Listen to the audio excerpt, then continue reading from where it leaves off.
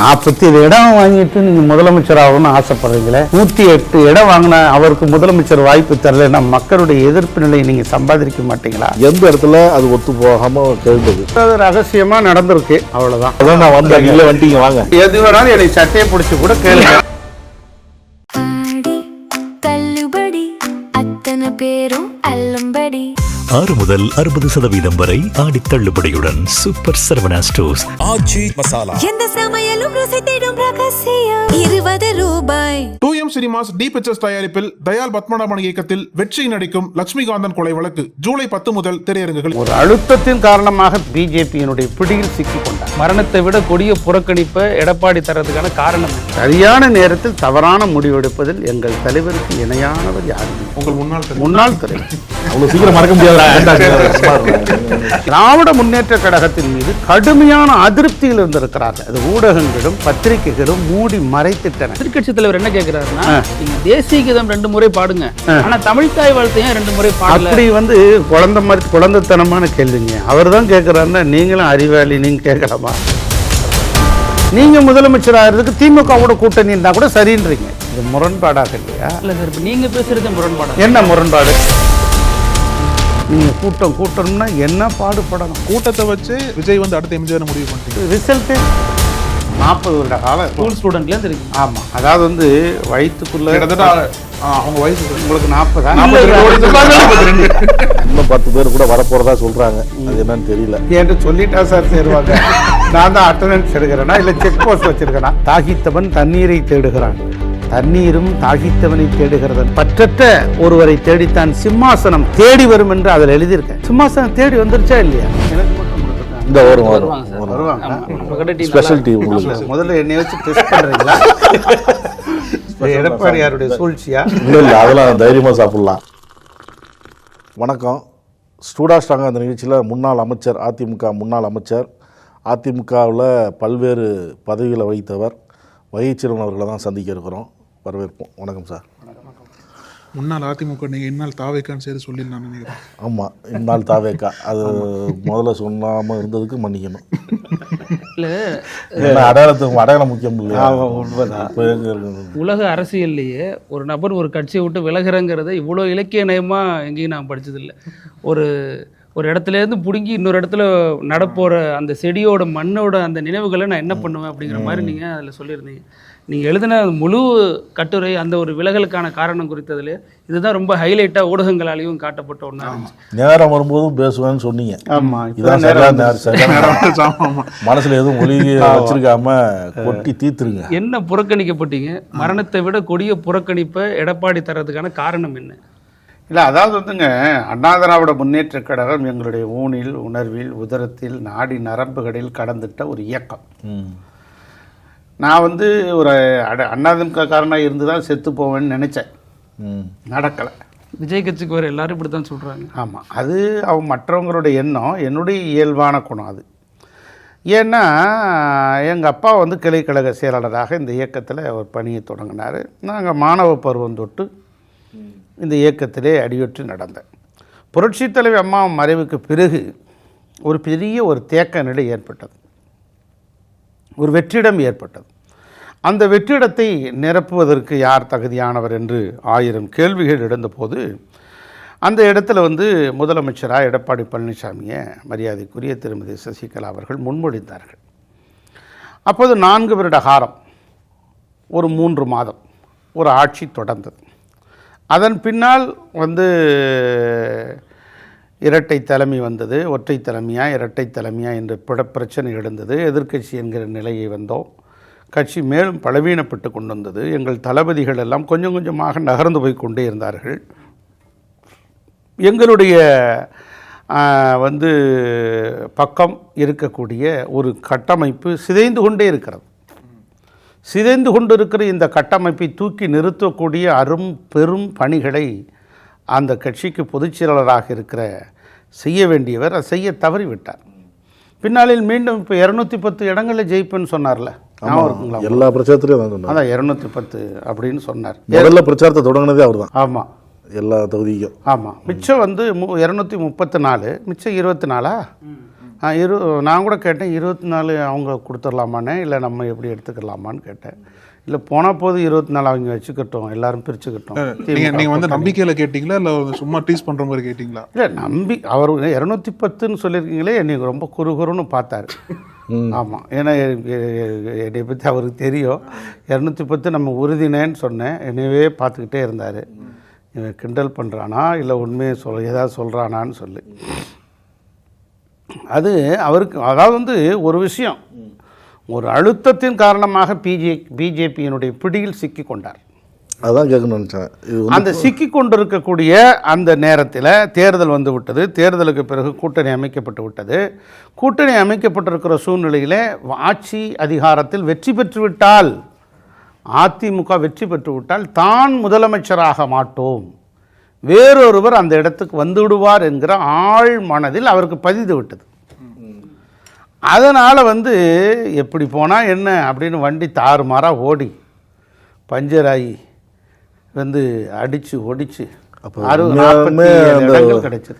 அப்போ வண்டி ஓட்டினப்போ இந்த இடத்துக்கு தான் போகணும்னு சொல்லி ஒரு அந்த நோக்கத்தில் வண்டி ஓட்டல. ஆமாம், இல்லையே. பொதுச்செயலர் நான் கட்சிக்கு பொதுச்செயலாளர் பிரச்சாரம் பண்ணுறேன் அந்த மாதிரி பண்ணார், அவ்வளோதான். ஆமாம், அப்போ ஆள் மனதில் அவருக்கு முன்னாடியே தோன்றிடுச்சு. அவருக்கு நல்லா அது என்னைக்கு தோன்றிடுச்சு? அமித்ஷா வந்து கையை தூக்குனாரு, வந்து உட்கார்ந்த மீட்டிங் அண்ணாமலை அன்னைக்கே தோன்றிடுச்சா? இல்லை தோண்டி இருக்கலாம், இல்லை முகத்தை கர்ச்சீப்பில் 3 அன்னைக்கு தோண்டி இருக்கலாம். டெல்லியில் கர்ச்சீப்பை மூடிட்டு வந்தார், ஸ்வெட்டிங் வேற தொடச்சார்ல. ஆமாம், அன்னைக்கு தோன்றி இருக்கலாம். எப்படியோ அவருக்கு தோன்றி விட்டது. அதாவது வந்து ஒரு தேசிய கட்சியோடு நாடாளுமன்ற தேர்தலில் அவர் இணைந்திருக்க வேண்டும், கூட்டணி அமைத்திருக்க வேண்டும். சரியான நேரத்தில் தவறான முடிவெடுப்பதில் எங்கள் தலைவருக்கு இணையானவர் யாருமே இல்லை. உங்கள் முன்னாள் தலைவர் எடப்பாடி அவ்வளோ சீக்கிரம் மறக்க முடியாது. எங்கள் முன்னாள் தலைவருக்கு இணையான தலைவர் யாரும் இல்லை. ஆனால் இப்போ ரீசெண்டாக நான் ஒரு பத்திரிகையில் படித்தேன் சார். என்ன அப்படின்னா, நதி பேருள்ள ஒரு தலைவர் வந்து தாவேக்காக்கு வர போறாரு. நதி பேரு அப்படின்னா வைகை நதி. நாங்க ஒரு 6 மணி நேரம் டிஸ்கஸ் பண்ணோம். வைகை சொன்ன வர வாய்ப்பே இல்லையே, அவர் எப்படி வருவாரு அப்படின்னு பேர் ஒதுக்கி வச்சுட்டு தேடி பார்த்தோம். 2 நாள் பேரை கண்டுபிடிக்க முடியல. அது நானும் நிறைய முட்டு கொடுத்தாங்க எல்லாம் பாடுறா. அவர் பாடுற அதிமுக கரையும் அப்படின்னு விஜய் வந்ததுனால சொல்லியிருக்கும் போது ஒரு பதிலடி கொடுத்தீங்க ஒரு பத்திரிகையில். அதிமுகங்கிறது பெரிய மலை, இவர் நேற்று வந்தவர் போய் முட்டுனா இவர் மண்டை தான் உடையும், மலைக்கு சேதாரம் இருக்காது. இல்லை நான் மட்டுமா அதை சொன்னேன், உலகம் அத்தனை பேரும் சொல்லிச்சுல்ல. எல்லா தேர்தல் கணிப்புகளிலும் யார் வெற்றி பெறுவார்கள் என்று சொன்னார்கள் இல்லையா? மரியாதைக்குரிய முதலமைச்சர் விஜய் வெற்றி பெறுவார் என்று யாராவது கணித்தார்களா? ஏதோ 1-2 தேர்தல் கணிப்புகள் சொன்னது. ஆனால் தேர்தல் அன்னைக்கு நடந்த நிகழ்வுகள் தான் சாட்சியாக நின்றது. சாரசாரியாக கூட்டம் கூட்டமாக திருவிழாவுக்கு வந்ததைப் போல மக்கள் வாக்களிக்க தொடங்கிய போதுதான் ஒரு உண்மை நிலை தெரிந்தது. எப்படி ஜெகன்மோகன் ரெட்டிக்கு தேர்தல் காலத்தில் ஜெகன்மோகன் ரெட்டி அறுதி பெரும்பான்மையோடு மீண்டும் வெற்றி பெற்று விடுவார் என்று நினைக்க தருவாயில் ட்ரெயினில் பஸ்ஸில் 11 மணி ராத்திரி 5 மணி முடிஞ்சு போகுது தேர்தல் நேரம், டோக்கன் வாங்கிட்டு 11 மணி வரைக்கும் ஓட்டு போட்டாங்க. அப்போ சொன்னாங்க ஜெகன்மோகன் ரெட்டி கன்ஃபார்மாக வந்துடுவாருங்கன்னாங்க. நான் சொன்னேன் கன்ஃபார்மாக வரமாட்டாருங்கன்னு சொன்னேன். ஏன்னு கேட்டாங்க. அவர் வந்துடுவார்னா இவ்வளோ பேர் வரமாட்டாங்க, அவர் வரவே கூடாதுன்றதுக்காகத்தான் இத்தனை பேர் சேர்ந்து வாக்களித்திருக்கிறார்கள். ஆக திமுக வரக்கூடாது என்று முடிவெடுத்து விட்டார்கள். அதிமுக வருவதற்கு வாய்ப்பு இல்லை, இதில் ஏதோ ஒன்று நடக்கிறது. ஆகவே விஜய் வருவதற்கு பிரகாசமான வாய்ப்பு இருக்கிறது, நிச்சயமாக பாருங்கள் என்று தேர்தல் நேரத்திலே சொன்னேன். 1 வாரத்துக்கு முன்பு, தேர்தல் நடப்பதற்கு 1 வாரத்துக்கு முன்பு தமிழ்நாட்டினுடைய தென்பகுதியில் அண்ணா திராவிட முன்னேற்ற கழகம் பலவீனமாக இருக்கிறது. மதுரை, தேனி, திண்டுக்கல், சிவகங்கை, ராமநாதபுரம், விருதுநகர், தூத்துக்குடி, திருநெல்வேலி, கன்னியாகுமரி வரைக்கும் 5-7 இடங்கள் தான் கிடைப்பதற்கு வாய்ப்பு இருக்கிறது. டெல்டா பகுதி என்று அறியப்படுகிற அரியலூர், பெரம்பலூர், திருச்சி, புதுக்கோட்டை, திருவாரூர், நாகப்பட்டினம் போன்ற பகுதிகள் எல்லாம் 5-7 இடங்கள் தான். ஆக சென்னை, காஞ்சிபுரம், திருவள்ளூர், செங்கல்பட்டு 3 அல்லது 4 இடம்தான் கிடைக்கும். ஆக இந்த 3 பகுதிகளையும் கூட்டி கழித்து பார்த்தால் ஒரு 14, இதில் ஒரு 3, ஒரு 16-17 இடங்கள் தான். அதிகபட்சமாக 20 இடங்கள் கிடைக்காது. ஆக 110-120 இடங்களில் 20 இடங்கள் கிடைத்து விட்டால் 100 இடங்களை பெற்றவர்கள் தானே ஆட்சியை பிடிக்க முடியும். ஆகவே அண்ணா திராவிட முன்னேற்ற கழகத்திற்கு வாய்ப்பில்லை என்று தெளிவாக அதில் கடுமையாக உழைக்க வேண்டும் என்று சொன்னேன். என்னை கூட கேட்டார்கள், என்ன தேர்தலுக்கு முன்பே இப்படி சொல்கிறீங்களே அப்படின்னு சொல்லி. இல்லைங்க, இந்த இடங்களெல்லாம் கடுமையாக உழைக்க வேண்டும். அப்படி கடுமையாக உழைக்கவில்லை என்று சொன்னால் வெற்றி வாய்ப்பு கிடைக்காது என்று சொன்னேன். திராவிட முன்னேற்ற கழகத்தின் மீது கடுமையான அதிருப்தியில் இருந்திருக்கிறார்கள் மக்கள். கொஞ்ச நஞ்ச அதிருப்தி அல்ல, அது ஊடகங்களும் பத்திரிகைகளும் மூடி மறைத்திட்டன. இதை சரியான முறையில் அறுவடை செய்தார் விஜய் அவர்கள். அதான் கடுமையாக திமுகவை எதிர்ப்பதற்கு வேண்டிய அதிமுக அந்த இடத்திலிருந்து கொஞ்சம் விலகி இருக்கிறது. ஆகவே இந்த இடத்தை சரியான தேர்வாக விஜய் இருப்பார் என்று மக்கள் வாக்களித்து விட்டார்கள். திராவிட இயக்க தலைவர்கள் தோற்று போனார்கள், திராவிட இயக்கத்தின் கொள்கைகள் தோற்கவில்லை. அதுதான் இந்த தேர்தலில் மக்களுடைய தீர்ப்பினுடைய சாராம்சம். திராவிட இயக்கத்தின் கொள்கை என்ன? ஏழை எளியவன், சாதாரணவன், ஒரு அரசியல் பின்புலமற்றவன், பொருளாதார பின்புலமற்றவன், ஏதுமறியாத ஒருவன் தட்டி தவறி ஒரு சட்டமன்ற உறுப்பினராக, ஒரு நாடாளுமன்ற உறுப்பினராக வர முடியும் என்று நிரூபித்தது திராவிட இயக்க கொள்கைகள். அதான் அண்ணா அவர்கள் வெற்றி பெற்றார்கள். நான் சொன்னேன் சார், அதைத்தான் கொஞ்சம் அசந்தாலும் சார் பேசிடுவாரு, நம்ம அவர் பேச்ச மைமருந்து கவனமா இருப்போம். மூணு பேரும் தாராளமா கவனமா இருங்க, எது வேணாலும் கேளுங்க, எப்போ எது வேணாலும் என்னை சட்டையை பிடிச்சு கூட கேளுங்க. உங்களை போன்ற இலக்கிய ஆளுமை வசீகரப்படுத்திட்டு வெள்ளை சட்டையா இருக்கு, இப்போ மற்ற சட்டையா தான் பிடிச்சி கேட்கலாம். இது உங்களை போல அனுபவம் உள்ளவங்க தானே முன்னாள் அமைச்சர்கள் இப்போ இருக்கிறவங்க பூரா. ஆமா, நிச்சயமா. இப்போ நீங்க கணிச்ச மாதிரி அவங்களும் கணிச்சிருப்பாங்க. நிச்சயமா. இப்போ நீங்க சொன்னீங்க டெல்டாவில் எப்படி இருக்கு, தென்பகுதியில் எப்படி இருக்கு, திருநெல்வேலி வரைக்கும் எப்படி இருக்கு, மத்திய மாவட்டம் இந்த மாதிரிலாம் இருக்கு, அப்படிலாம் அவ்வளோ கணக்கு சொல்றீங்க. இப்போ அப்போ அவங்களும் முன்னாடியே கணிச்சிட்டாங்க. ஆமா. அப்போ எல்லாருமே வந்து நம்ம ஒரு தோர்ந்துருவோம், நமக்கு ஒரு பெரிய வெற்றி வாய்ப்பு இல்லைன்னு ஒரு சுணக்கத்தில் இருந்தாங்களா? ஒரு ஃபைட் பண்ணாம இல்லை, எல்லாருமே ஃபைட் பண்ணாங்க, இல்லைன்னா சொல்ல முடியாது. வேலை பார்த்தாங்க, வேலை பார்த்தாங்க. அதாவது வந்து நீங்கள் வந்து வெறும் சாக்கு எழுந்து நிற்காது, சாக்குக்குள்ளே சரக்கு இருக்கணும். ஒரு அரிசியோ நெல்லோ இருந்தால் தான் அது நிற்கும். வெறும் சாக்கை எத்தனை முறை தூக்கி தூக்கி நிறுத்தினா கூட நிற்க முடியுமா? அதாவது ரயில்வே ஸ்டேஷன் ரயில்வே போகிறோம், ட்ரெயினில் போகணும். எங்கள் எடப்பாடி அண்ணா வந்து பஸ் ஸ்டாண்டில் இருக்கிறாரு. அண்ணே பஸ் ஸ்டாண்டில் இருக்கீங்கண்ணே, ட்ரெயின் வரும்ப்பா வெயிட் பண்ணுன்றாரு.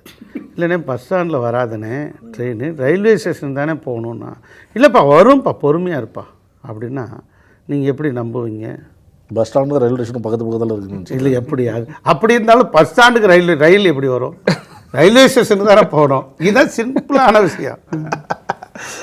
ஆக பாஜக வந்து ஒரு கட்சியில் கூட்டணி வச்சதுன்னா அந்த கட்சி அழிஞ்சிடும் அப்படிங்கிற மாதிரி ஒரு பேச்செல்லாம் இருக்குல்ல. ஆமாம், அது வந்து முதல்ல அதிமுகக்குள்ள அது வரும்பொழுது இந்த பேச்செல்லாம் வந்தது இல்லை, வந்தது.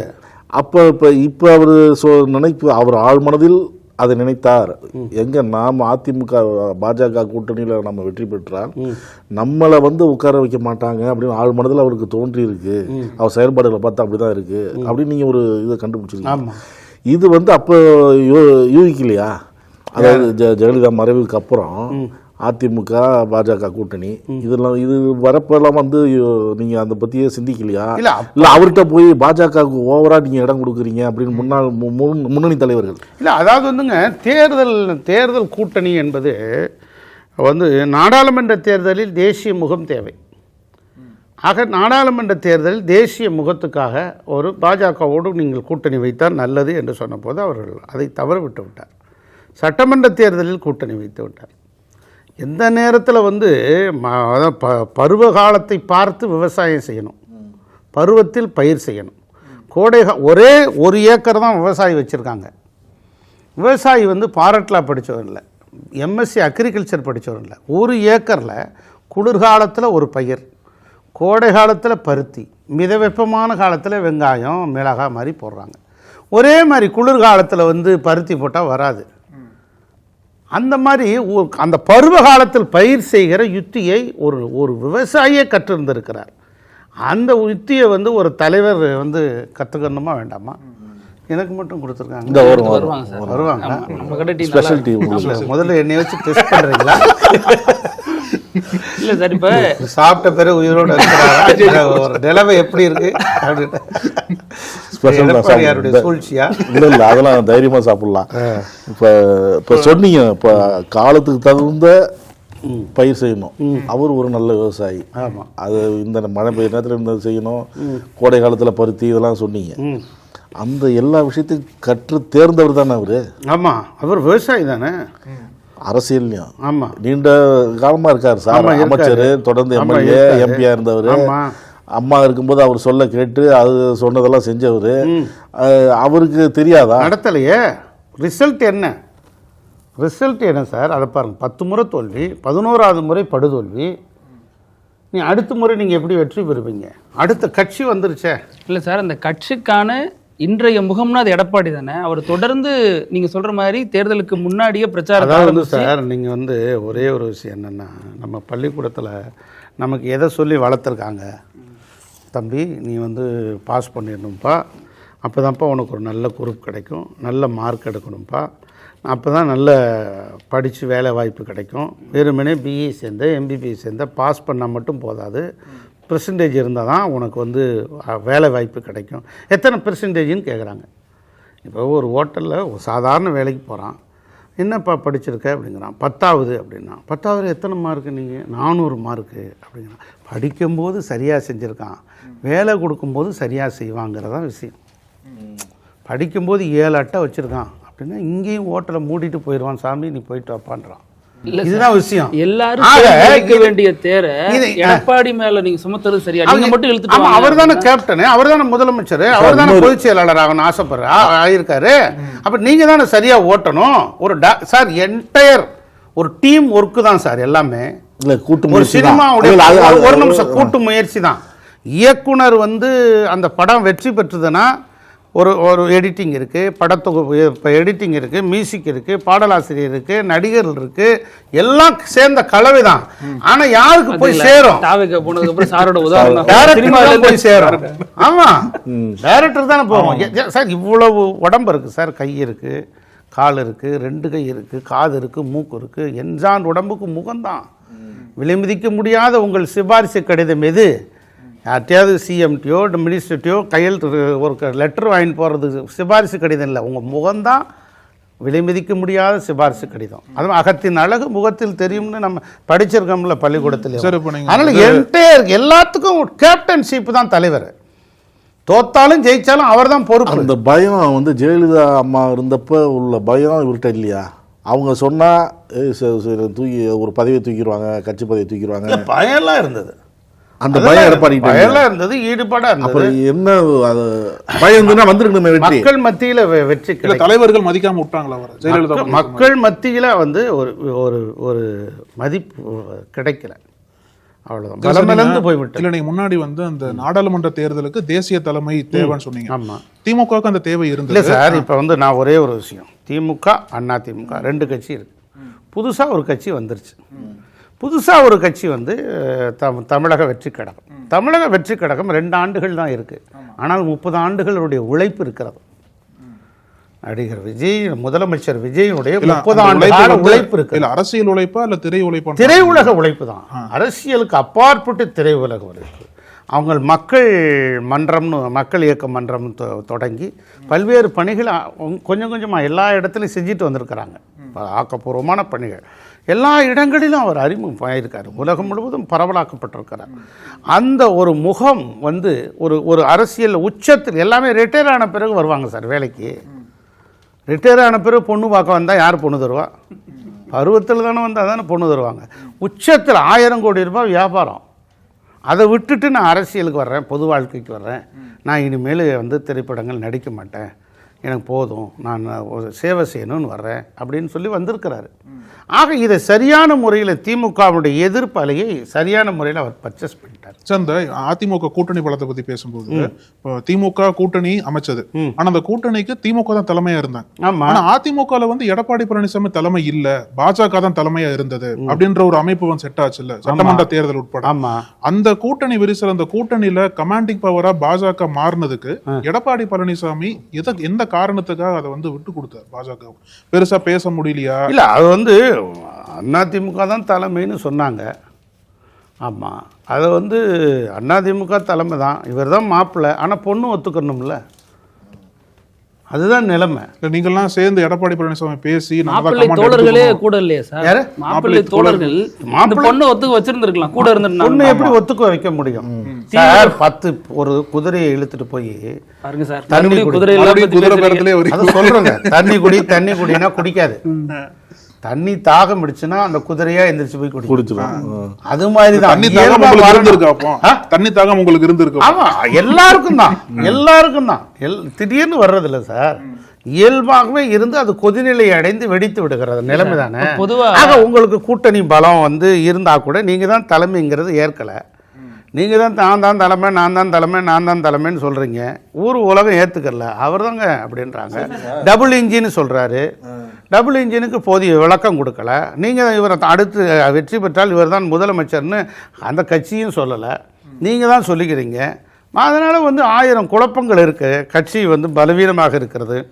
ஆகவே ஒரு பலம் பொருந்தி இயக்கமாக பிஜேபி எதிர்க்கிறது. அதே சமயத்தில் திராவிட முன்னேற்றக் கழகத்தை எதிர்க்கிறது. தீய சக்தி திமுக, தூய சக்தி டிவிகே என்கிற ஒரு நெரேட்டிவை செட் பண்ணுறாரு, கடுமையாக எதிர்க்கிறாரு. இவருக்கு ஒரு வாய்ப்பு கொடுப்போமே. திராவிட இயக்கத்தில் வந்து இருக்கக்கூடியவர்கள்லாம் வந்து செய்யாத ஒன்றை ஒரு புதிய ஒரு பரிணாமமாக வருகிற இவருக்கு ஒரு வாய்ப்பு கொடுக்கணுமே. அந்த வாய்ப்பு மக்கள் கொடுத்தாங்க. அதான் உண்மை. இப்போ எலெக்ஷனுக்கு முன்னாடி சார் பிள்ளையார் சொல்லி போட்டாச்சு அப்படின்னாரு எடப்பாடி. கொடி பறக்குதுன்னு சொன்னாரு. பேச்சுவார்த்தைகள் நடத்தி தான் பார்த்தாரு. அதெல்லாம் நடத்தி பார்த்தாரு. துணை முதல்வராக விஜய்க்கு அதெல்லாம் எனக்கு தெரியாது. அதெல்லாம் வந்து அவுட் ஆஃப் கொஸ்டின்ஸ். தெரியாதுன்னு சொன்னா நான் ஏத்துக்கிறேன், பாக்குறவங்க ஏத்துக்குவாங்களான்னு தெரியல. அதெல்லாம் சிலபஸ். அதான் சார், இப்போ நீங்கள் தான் இப்போ பொதுக்குழு நடந்ததில்ல வானகத்தில், எடப்பாடியா ஓபிஎஸ் ஆகும் போது நீங்கள் தான் படிச்சிங்க. ஆமாம், நாங்கள் வந்து இபிஎஸ் தான் ஆதரித்தோம்.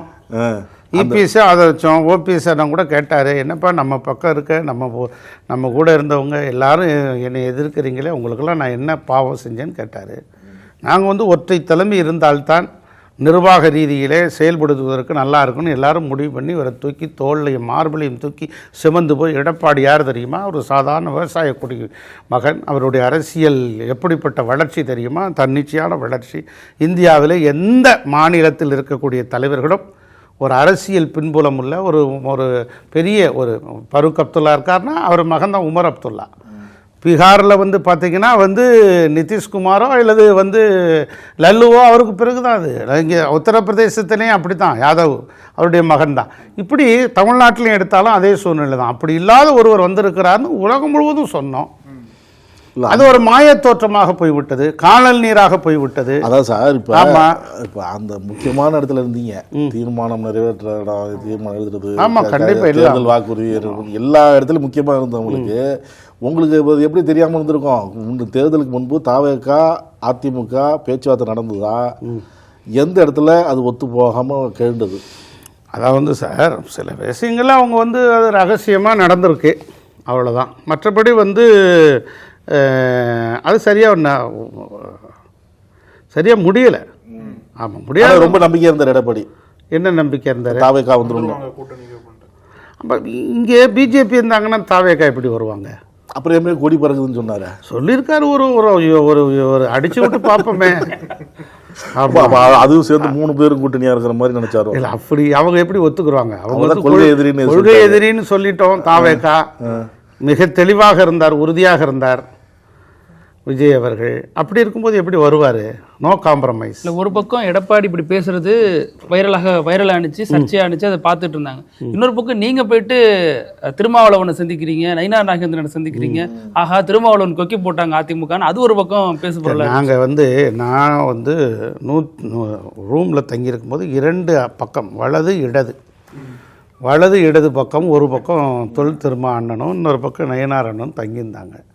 கதவை திறந்து பார்த்தா 2 பேர் இருந்தாங்க. பார்த்தேன், பேசினேன். வேறு எந்த விதமான என்னை பற்றி அவங்களுக்கும் தெரியும். அந்த மாதிரியான வேலைகள்லாம் நாங்கள் பண்ண மாட்டேன். இல்லை, பல கூட்டணிகள் திருமணத்தில் தான் முடிவாகும்பாங்க. அந்த மாதிரி நீங்கள் புத்தக வெளியீட்டு விழா அதற்காக அடித்து ஏதாச்சும் ஒரு புதிய ஒரு இதை உருவாக்குறீங்களா? திருமாவளவன் வந்து உறுதியாக இருந்தார். அதாவது விளிம்புநிலை மக்களுடைய நம்பிக்கை பெற்ற ஒரு தலைவராக இருக்கிற அண்ணன் தொல் திருமாவளவன் அவர்கள் தன்னால் அந்த கூட்டணி உடைந்து விடக்கூடாது, திமுக என்கிற கோட்டைக்குள் நம்ம விடுதலை சிறுத்தைகள் ஓட்டை போட்டு விடக்கூடாது என்பதை தெளிவாக இருந்தார். எவ்வளவோ அவர்கள் நெருக்கடி இருந்த நிலையிலும் கூட அவருக்கு போதிய இடங்கள் தராத நிலையில் இருந்த போதும் கூட, இன்னும் விருப்பப்பட்ட இடங்கள் ஒதுக்கப்படாத நிலையில் இருந்தாலும் கூட அவர் விட்டு கொடுக்கவில்லை. கடைசி வரை நம்ம அந்த கூட்டணியை ஃபார்ம் பண்ணது நம்ம தான், அதிலிருந்து நம்ம விலகி வந்துடக்கூடாது அப்படிங்கிற நிலையில் தான். ரெண்டாவது, எங்களோட பாமக இருக்குது, அவங்க கொள்கை எதிரி, அவங்க எப்படி வருவாங்க? பிஜேபி இருக்குது, பிஜேபியினுடைய எதிர்நிலை ஸ்டாண்டு தான் விடுதலை சிறுத்தைகள், எப்படி வருவாங்க? நானும் நீங்களும் சந்திச்சிட்ருக்கோம். நக்கீரனுக்கு ஏதோ வந்திருக்கிறார் இவர் அப்படின்னு நீங்களாம் நினச்சிக்கிட்டிங்கன்னா, விலை பேச வந்திருக்கிறாரு நினச்சிங்கன்னா நடக்குமா? அண்ணன் நக்கீரன் கோபாலை விலை பேச முடியுமா? எங்கள் ஊர் அருப்புக்கோட்டை மண்ணின் அடையாளம் அவர். அது மாதிரி தான் சொல்லுவாங்க. ஒருத்தர் புதுசாக ஒருத்தர் சந்திக்கிறோம் அப்படின்னா ஏதாவது ஒரு கோர்த்து விடுறேன் சார். இப்போ தேர்தலுக்கு முன்னாடி எடப்பாடி பழனிசாமி டார்கெட் 210 வச்சிருந்தார்.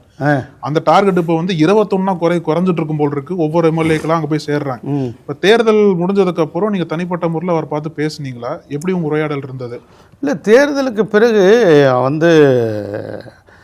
அவருடைய உரையாடல் கனத்த ஒரு இதயத்தோடு மிகுந்த வருத்தத்தோடு நாங்கள்லாம் அவரிடத்துல பேசணும். பார்த்துக்கலாம், இந்த மாதிரி ஒரு சூழ்நிலை வந்துருச்சு, அடுத்து பார்த்துக்கலாம் அப்படின்னு சொன்னார். ஆக யாரும் நம்ப தயாராக இல்லை. ஆமாம், ஆனால் இத்தனை பேர் போவார்னு எதிர்பார்த்துருக்க மாட்டார். அவருக்கு ஆமாம், எதிர்பார்க்க மாட்டார். அவருக்கு ஒரு பெரிய ஒரு பின்னடைவு தான். தளபதிகளெல்லாம் இழந்து விட்ட பிறகு போருக்கு போய் என்ன பயன்? நல்ல விதைகளை எல்லாம் இழந்து விட்ட பிறகு விவசாயம் செய்வதற்கு ஆசைப்பட்ட ஒரு விவசாயி போல விதைநெல்லை இழந்து விட்ட பிறகு ஒவ்வொரு வரையும் கவித்துவம் அப்படியே. ஆமாம், உண்மைதான். நோயாளி மடிந்து விட்ட பிறகு மருந்து வாங்கி என்ன பயன்? தேரோட்டம் முடிந்து விட்ட பிறகு திருவிழாவை காண என்ன பயன்? வாக்குப்பதிவு முடிந்து விட்ட பிறகு வாக்களிக்க வந்த ஒரு வாக்காளனுக்கு என்ன நிலைமை? அப்படி ஒரு நிலைமையில் தான் நாங்கள் இருந்தோம். சந்தை முடிந்து விட்ட பிறகு சரக்கு வாங்க வந்த ஒரு வியாபாரியை போல எல்லாம் முடிந்துவிட்டு கதவை மூடக்கூடிய நேரத்தில் இன்னும் அடுத்த ஒரு வெற்றிக்காக நான் தயாராக இருப்போம் என்று சொன்னால் எவரும் நம்புவதற்கு நாங்கள் தயாராக இல்லை. இல்லை சார், கட்சி தொண்டர்களையும் கட்சி நிர்வாகிகளையும் கசக்கி பிடிந்துவிட்டு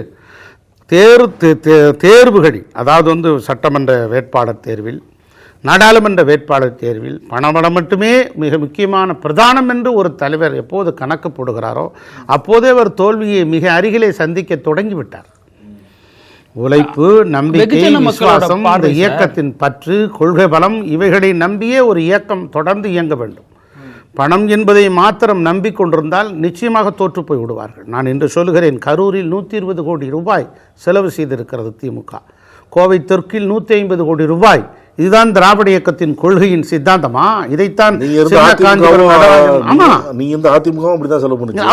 இதுதான் திராவிட இயக்கம். அதுதான் ஒரு மாற்று. அதைத்தான் மாற்றாக கூட 2000 ரூபாய் கொடுத்து ஒரு தொகுதியில் வெற்றி பெற்றார். அது இதெல்லாம் வதந்திங்க. நீ பெரும்பகுதியான விஷயத்தை பாருங்க. பெரும்பகுதியான பட்டியல் இனத்து சகோதரன் பொது தொகுதியில் நின்று வெற்றி பெறுகிறார். இப்படி ஒரு தோற்றத்தை ஒரு இஸ்லாமிய சகோதரர்கள் அதிகமாக வாழுகிற வாணியம்பாடியில் ஒரு இந்து சகோதரர் வடிவேலை நிறுத்தி வெற்றி பெற செய்தார்கள். முற்பட்ட சமுதாயத்தில் பிறந்திருந்தாலும் கூட பிற்படுத்தப்பட்ட மக்களுடைய விடுதலைக்காக 69% இடஒதுக்கீட்டை கொண்டு வந்தார். அவர் மீது விமர்சனங்கள் இருந்தாலும் கூட ஒரு சமூக நீதிக்காக குரல் கொடுத்தார். பொது நலனை கருதி ஒரு பொதுத்தன்மையை உருவாக்கினார் என்ற காரணத்தினால்தான் இன்றும் அவர் அழியா புகழோடு நிற்கிறார். ஒரு தலைவருக்கு அப்படி ஒரு அடையாளம் வேண்டும். வெற்றியாளர்களை காலம் தொடர்ந்து வெற்றி பெறுபவர்களை மாத்திரமே வெற்றியாளர்கள் என்று காலம் தீர்மானிப்பதில்லை. தோல்வி அடையலாம். தோல்வி அடைந்தாலும் அந்த தோல்வியிலிருந்து மீண்டு எழுபவர்களையே காலம் வெற்றியாளர்கள் என்று தீர்மானிக்கிறது. ஆக அப்படிப்பட்ட ஒரு வெற்றியை உங்களால் தர முடியவில்லை. ஒரு இயக்கத்தை கொண்டு போய் தூக்கி நிறுத்த முடியவில்லை. தொடர் தோல்வியாக இருக்கிறது. மிகப்பெரிய அற்புதமாக உழைத்த தளபதிகளை ஒவ்வொருவராக இழந்து கொண்டிருக்கிறீர்கள். இதற்கு என்ன நீங்கள் இதுவரை இந்த தேர்தலுக்கான தோல்விக்கு நீங்கள் பொறுப்பேற்றிருக்கிறீர்களா? புரட்சித் தலைவி அம்மா அவர்களே பொறுப்பேற்றார். நான் இதற்கெல்லாம் காரணம் என்று பொறுப்பேற்றார். நான் ஒற்றுக்கொள்கிறேன், தோல்விக்கு முழு பொறுப்பேற்று பெற்றுக்கொள்கிறேன் என்று சொன்னீர்களா? ஆக வாங்கள் பேசுவோம். என்னெல்லாம் காரணம், என்ன தவறுகள் இருக்கிறது, என்னெல்லாம் பிழை ஏற்பட்டிருக்கிறது, சரியா தவறா, எதை சரி தவறு அதிகமாக இருந்தால் சீர்திருத்திக் கொள்ளலாம், சரியானவற்றை பின்பற்றி அதை நோக்கி பயணம் மேற்கொள்ளலாம் என்று ஒரு ஓப்பன் டாக், ஒரு வெளிப்புறத்தன்மையோடு ஒரு தலைவன் பேச வேண்டும். அண்மையில் ஆலோசனை கூட்டத்தில் கூட அந்த மாதிரி சொல்லுவாங்க. எதுவுமே பேசுறதில்ல, சும்மா உட்காந்துட்டு எப்படி அவங்க கருத்து சொன்னாங்கன்னா சரி ரைட்டு போயிட்டு வாங்க அப்படின்னு அனுப்பிடுறாரு. யார் அவங்கவுங்க ஒரு சும்மா. சரி, இதெல்லாம் பொதுவான விஷயத்தில் இப்போ பொதுவாக கட்சியில் இந்த மாதிரி ஒரு நிலைப்பாடு இருக்குது, அதனால் பிடிக்கல அப்படின்னு சொன்னீங்க. ஆமாம். தனிப்பட்ட முறையில் என்ன பிடிக்கல உங்களுக்கு? தனிப்பட்ட முறையில் நீங்கள் ஒரு கம்பெனியில் வேலை செய்கிறீங்க, 30 வருஷமாக வேலை செய்கிறீங்க, நீங்கள் நியாயமான ஒரு சில விருப்பங்கள், ஒரு அபிலாஷைகள் உங்களுக்கு இருக்கும். இந்த இயக்கத்திற்காக நம்ம வந்து தொண்டு செஞ்சுருக்கோம், இந்த இயக்கத்திற்காக பணியாற்றியிருக்கோம் அப்படின்னு சொல்லுகிற போது அந்த இயக்கம் உங்களை தூக்கி விட வேண்டும். பணபலம் மாத்திரமே ஒரு பிரதானமாக வைக்கக்கூடாது. சரி பரவாயில்லை, இந்த தொகுதி இல்லையா, இன்னொரு தொகுதி எடுத்துக்கொள்ளுங்கள் என்று அவர்கள் சொல்லி ஒரு களத்திலே நிறுத்தி வைத்திருக்க வேண்டும். மார்பு காட்டுகிற ஒரு தூய தொண்டனை மறந்து விடக்கூடாது. அதாவது வந்து பசித்தவனின் வழியை உடையவன் அறியாமல் போனால் கொடிது கொடிது என்று சங்க இலக்கியம் பேசும். ஆக அப்படி ஒரு தலைவர்கள் எல்லாம் அப்படித்தானே வந்தாங்க, நீங்களும் அப்படித்தானே வந்தீங்க. புரட்சித் தலைவர் அம்மா அவர்கள் அப்படித்தானே எல்லாரையும் வளர்த்து விட்டாங்க, புரட்சித் தலைவர் எம்ஜிஆர் வளர்த்து விட்டார். இன்றைக்கி இருக்கிற எல்லாரையும் சாதாரண தொண்டர்கள், சாதாரண எளியவர்கள், அவங்கள கொண்டு வந்து அடையாளப்படுத்தியிருக்கிறாரே முதலமைச்சர் விஜய் அவர்கள். அதனால தான் அவர் திராவிட இயக்கத்தின் அடையாளமாக பார்த்து மக்கள் வாய்ப்பு வழங்கினார்கள். 26 உங்களுக்கு வாய்ப்பு, அது மட்டுமே காரணம் இல்லைங்க. ஒரே ஒரு விஷயம், அதாவது நான் 10 வருட காலம் வாய்ப்பு இல்லாதனால நாங்கள் பணியாற்றிட்டு தானே இருந்தோம். 96 கடுமையான தோல்வி, அதிமுக தோற்று போச்சு, அம்மாவே தோற்று போயிட்டாங்க. அப்படி இருந்தாலும் அந்த இயக்கத்தை விட்டு போயிட்டோமா? 2001 ஆட்சிக்கு வந்தாங்க. 98 இந்தியாவின் பிரதமர் யார் என்கிற தீர்மானிக்கக்கூடிய இடத்துல அதிமுக இருந்தது. அப்படி ஒரு இடத்துல இருந்த சூழ்நிலையை உருவாக்கினார்கள். அப்படி ஒரு வாய்ப்பை இந்த தலைவர் ஏற்படுத்தலையே. 2006 தோல்வி, நாங்கள் அங்கே தானே இருந்தோம். 2016 அம்மா மறைந்து விட்டார்கள். இது துண்டை காணும் துணியை காணும்னு கூடாரத்தை கலைச்சிட்டு ஓடிடலையே, அவங்க கூட தானே இருந்தோம். நீங்கள் வந்து ஒரு டைனமிக் பர்சனாலிட்டியாக நீங்கள் வளர்வீங்க அப்படின்னு சொன்னால் இல்லையே. நீங்கள் வளர்கிறவரை இருந்து விட்டு வந்ததற்கு பிறகு எட்டி உதைத்தால் யார் ஏற்றுக்கொள்வார்கள்? இல்லை சார், பொதுவான ஒரு பார்வை எப்படி இருக்குன்னா, அதிமுகவில் இருந்து பதவிகளை அனுபவித்து விட்டு ஒரு இப்போ தோல்வி அடைந்த உடனே தாவேக்காவை நோக்கி போறாங்க. தோல்வி அடைந்த நிலையில அங்க போறாங்க. அதாங்க, இது வரைக்கும் 96 தோல்விங்க, 2006 தோல்விங்க, 16 அம்மா இல்லைங்க, உங்களோட தானே இருந்தோம். நாங்கள் எதோ மாறி போயிட்டோமா? 2011 16 வரைக்கும் நான் வந்து சட்டமன்ற உறுப்பினர், அரசு தலைமை கொறடா அமைச்சராக இருந்திருக்கேன். அதுக்கப்புறம் நான் 16 தோல்வி, 21 தோல்வி, 10 வருட காலம் ஒரு தோல்வியோடு உங்களோடு பயணிக்கிறேன். 10 வருட காலம் தோல்வி அடைந்திருந்தால் அப்போ அந்த அந்த அந்த கட்சியில் இருக்கிறவர்கள் உங்களை எந்த நிலையில் மறந்து வருவாங்க? வண்டியில் இருக்கிற 4 பேர் இறங்கி ஓடிடுவான். இப்போ நீங்கள் வரிசையாக குற்றச்சாட்டு அடக்கிக்கிட்டே வரீங்களா? இப்போ தாவேக்கால சேர்ந்திருக்கீங்க, நீங்க விஜயை வந்து தலைவரா தேர்ந்தெடுத்து சேர்ந்திருக்கீங்க. ஆமா, கண்டிப்பா. அப்ப இந்த மாற்றம் வந்து எடப்பாடி பழனிசாமி பிடிக்காம சேர்ந்ததா இல்ல விஜயை பிடிச்சு சேர்ந்ததா? அதாவதுங்க ரெண்டும் தான். எது பிரதானப்படுத்துவீங்க? பிரதானப்படுத்துவது வந்து சந்திரசேகர் ஜோசப் விஜயினுடைய திராவிட இயக்கத்தின் பரிணாம வளர்ச்சியை பார்க்கிறேன். திராவிடத்தோட நீட்சியா விஜய்? நிச்சயமாக. அவர் வந்து not a joke, fact, really fact. ஒரு தலைவர் இப்படித்தான் ஒரு பரிணாம வளர்ச்சி எடுத்து வளர வேண்டும். சின்ன காஞ்சிபுரம் நடராஜன் அண்ணாதுரை அப்படித்தான் வளர்ந்தார். மருதூர் கோபாலமேனன் ராமச்சந்திரன் அப்படித்தான் மக்களால் அறியப்பட்டார். அப்படித்தான் சந்திரசேகர் ஜோசப் விஜயை மக்கள் அறிந்து அவருக்கு வாய்ப்பை தந்திருக்கிறார்கள். திராவிடத்தோட நீட்சி சிஎம் விஜய் அப்படின்னா திராவிடத்திற்கு எதிரான கொள்கை ஆரிய கொள்கை. எந்த இடத்துல ஆரியத்தை அவர் எதிர்த்திருக்காரு? நிச்சயமாக திராவிட இயக்கத்தின் கொள்கை அடித்தளத்தில் அனைவருக்கும் சமம், சமத்துவம், சமாதானம், சமூக நீதி, எல்லா நிலைகளிலும் அவர் வந்து நிற்கிறார். இன்னைக்கு வந்து 8 பட்டியலினத்து சகோதரர்களுக்கு அமைச்சர் வாய்ப்பு. ஆதிராவிடர் துறையை தான் எல்லாரும் கொடுத்துருக்கோம் சொல்றாரு. அந்த கொள்கை எதிரின்னு சொல்றாரு, அரசியல் எதிரி கொள்கை எதிரி பிரிச்சுட்டாரு. கொள்கை எதிரியை பேசுறாரா எதிர்த்து? அதாவது வந்துங்க, நான் என்ன சொல்றேன், நீராறும் கடலொடுத்த தமிழ் தாய் வாழ்த்து, எங்கள் உணர்வோடு கடந்திட்ட மொழி, ஓங்கருடை பிறந்து உயர்ந்தோர் தொலைவிலங்கி விங்கொடி நீர் ஞானத்து இருளகற்றி அங்கோர் விண்ணேர் தனியாடி வென்றதொரு ஏனையது தண்ணீர் இல்லாத தமிழ் என்று சங்க இலக்கிய பாவலன் பேசுவான். அந்த தமிழ் மொழி முதலில் பாடப்பட வேண்டும். ரெண்டாவதாக வந்தே மாதரம், மூன்றாவதாக ஜனகணமன. அப்படி நிலை இருக்கிற போது மூன்றாவதாக நீராறும் கடலுடுத்த பாடுகிற போது சர்ச்சை எழுகிறது, பிரச்சனை எழுகிறது. மத்திய அரசோடு மோதல் போக்கை ஏற்படுத்தி ஒரு விரிசலை தொடர்ந்து ஏற்படுத்தி கொண்டிருந்தால் நமக்கான நிதி வருவாய் ஒரு தடைப்பட்டுவிடும். மத்திய உள்துறை அமைச்சருக்கு கடிதம் எழுதுகிறது அரசு. இதுதான் ஒரு ஒரு ஒரு ஒரு ராஜதந்திர நடவடிக்கை. மத்திய உள்துறை அமைச்சர் மிக தெளிவோடு சுட்டி காட்டிவிட்டது. இந்தியாவுக்கே வழிகாட்டியாக இருந்திருக்கிறார் முதலமைச்சர் விஜய். இந்தியா முழுவதும் மாநில பாடல்கள் முதலில், அதுக்கடுத்து வந்தே மாதரம், அதுக்கடுத்து தேவையாங்கிறாங்க. அது வந்து ஒரு தேசிய ஒரு ஒரு தேசிய ஒரு மத்திய அமைச்சரவை முடிவது இல்ல, அதை எதிர்க்க வேண்டாமா? அது வந்து இஸ்லாமியர்களை சிறுமைப்படுத்தும் வகையில இருக்குங்கிறத நம்ம அப்படியே மத்திய அரசு கடைபிடிச்சிட்டு வந்தோமா, அதை ஃபாலோ பண்ண என்ன? நிச்சயமா அது குறித்து நாங்கள் ஆலோசிப்போம், நிச்சயமாக ஆலோசிப்போம். இப்போ நீராறும் கடல் உடுத்த நமக்கு ஒரு ஃபர்ஸ்ட் ஸ்டாண்ட் ஆயிடுச்சு. இனிமேல் அதை மாற்று கருத்து இல்லை. நமக்கு மட்டும் இல்லை, இந்தியாவுக்கு வழிகாட்டி இருக்கிறது தமிழ்நாடு. அதானே எதிர்க்கட்சி தலைவர் என்ன கேட்கிறாருன்னா, நீங்க தேசிய கீதம் 2 முறை பாடுங்க, ஆனா தமிழ் தாய் வாழ்த்தையும் 2 முறை பாடல. அப்படி வந்து குழந்தைத்தனமான கேள்விங்க. அவர் தான் கேட்கிறாருன்னா நீங்களும் அறிவாளி, நீங்க கேட்கலாமா? அவரு வந்து இதுல 2 முறை பாடினீங்க, அதுல 3 முறை பாடுங்க நான் சொல்லுவாங்க. அப்ப அதற்கான காரணத்தை சொல்லியிருக்கணும்ல, ஏன் தேசிய கீதம் 2 முறை? தேசிய கீதம் பாடலுக்கு ஒரு நிகழ்ச்சிக்கு நிறைவாகவும், அந்த நிகழ்ச்சி முடிந்ததற்கு பிறகு நிறைவாகவும் பாடப்படுவது. தமிழ்தாய் வாழ்த்து என்பது தொடக்கத்தில் பாடப்படுவது, அது முடியும் போதும் பாடுங்க, நாங்க போகும்போதும் பாடுங்க, உட்கார்ந்துருக்கும் போதும் பாடுங்கன்னு சொல்றதெல்லாம் வந்து சிறுபிள்ளைத்தனமான இல்ல. எப்போதுமே ஒரு விஷயம் இல்லாமல் அவங்க ஒரு விஷயத்தை திணிப்பாங்க, ஒரே ஒரு அஜெண்டாவோட தான் திணிப்பாங்க. அதான் ஒரே ஒரு விஷயம் தாங்க. இன்னைக்கு வெற்றி பெற்றோமா இல்லையா? தாவேக அரசு வெற்றி பெற்றிருக்கிறதா இல்லையா? தமிழ்தாய் வாழ்த்தை முதலிடத்தில் கொண்டு வந்து வெற்றி சரித்திரம் படைத்திருக்கிறதா இல்லையா?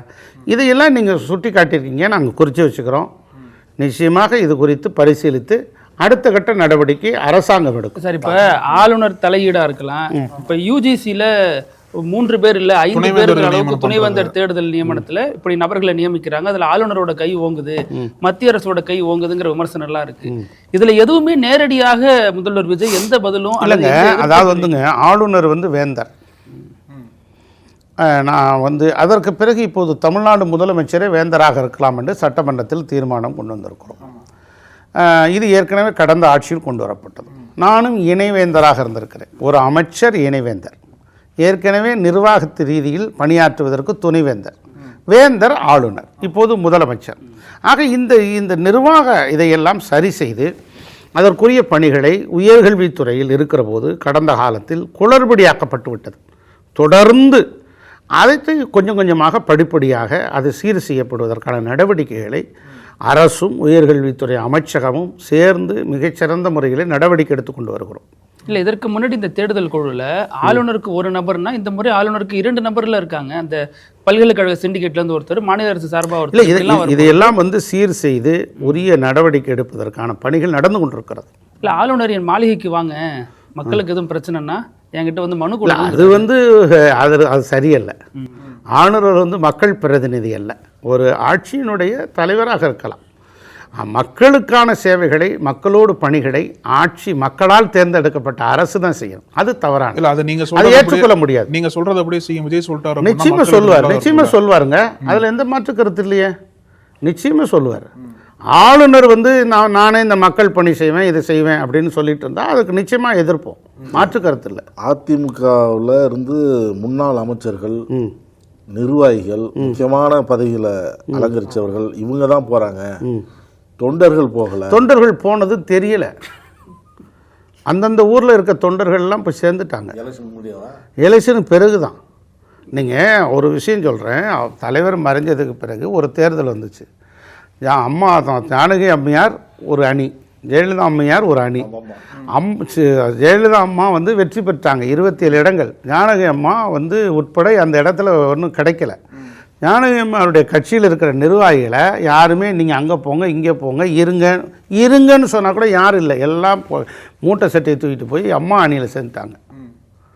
அது மாதிரி வந்து புரட்சித் தலைவர் எம்ஜிஆரை சொல்கிறார், அம்மாவை பற்றி சொல்வதற்கு வந்து சுதந்திரம் இருக்கிறது.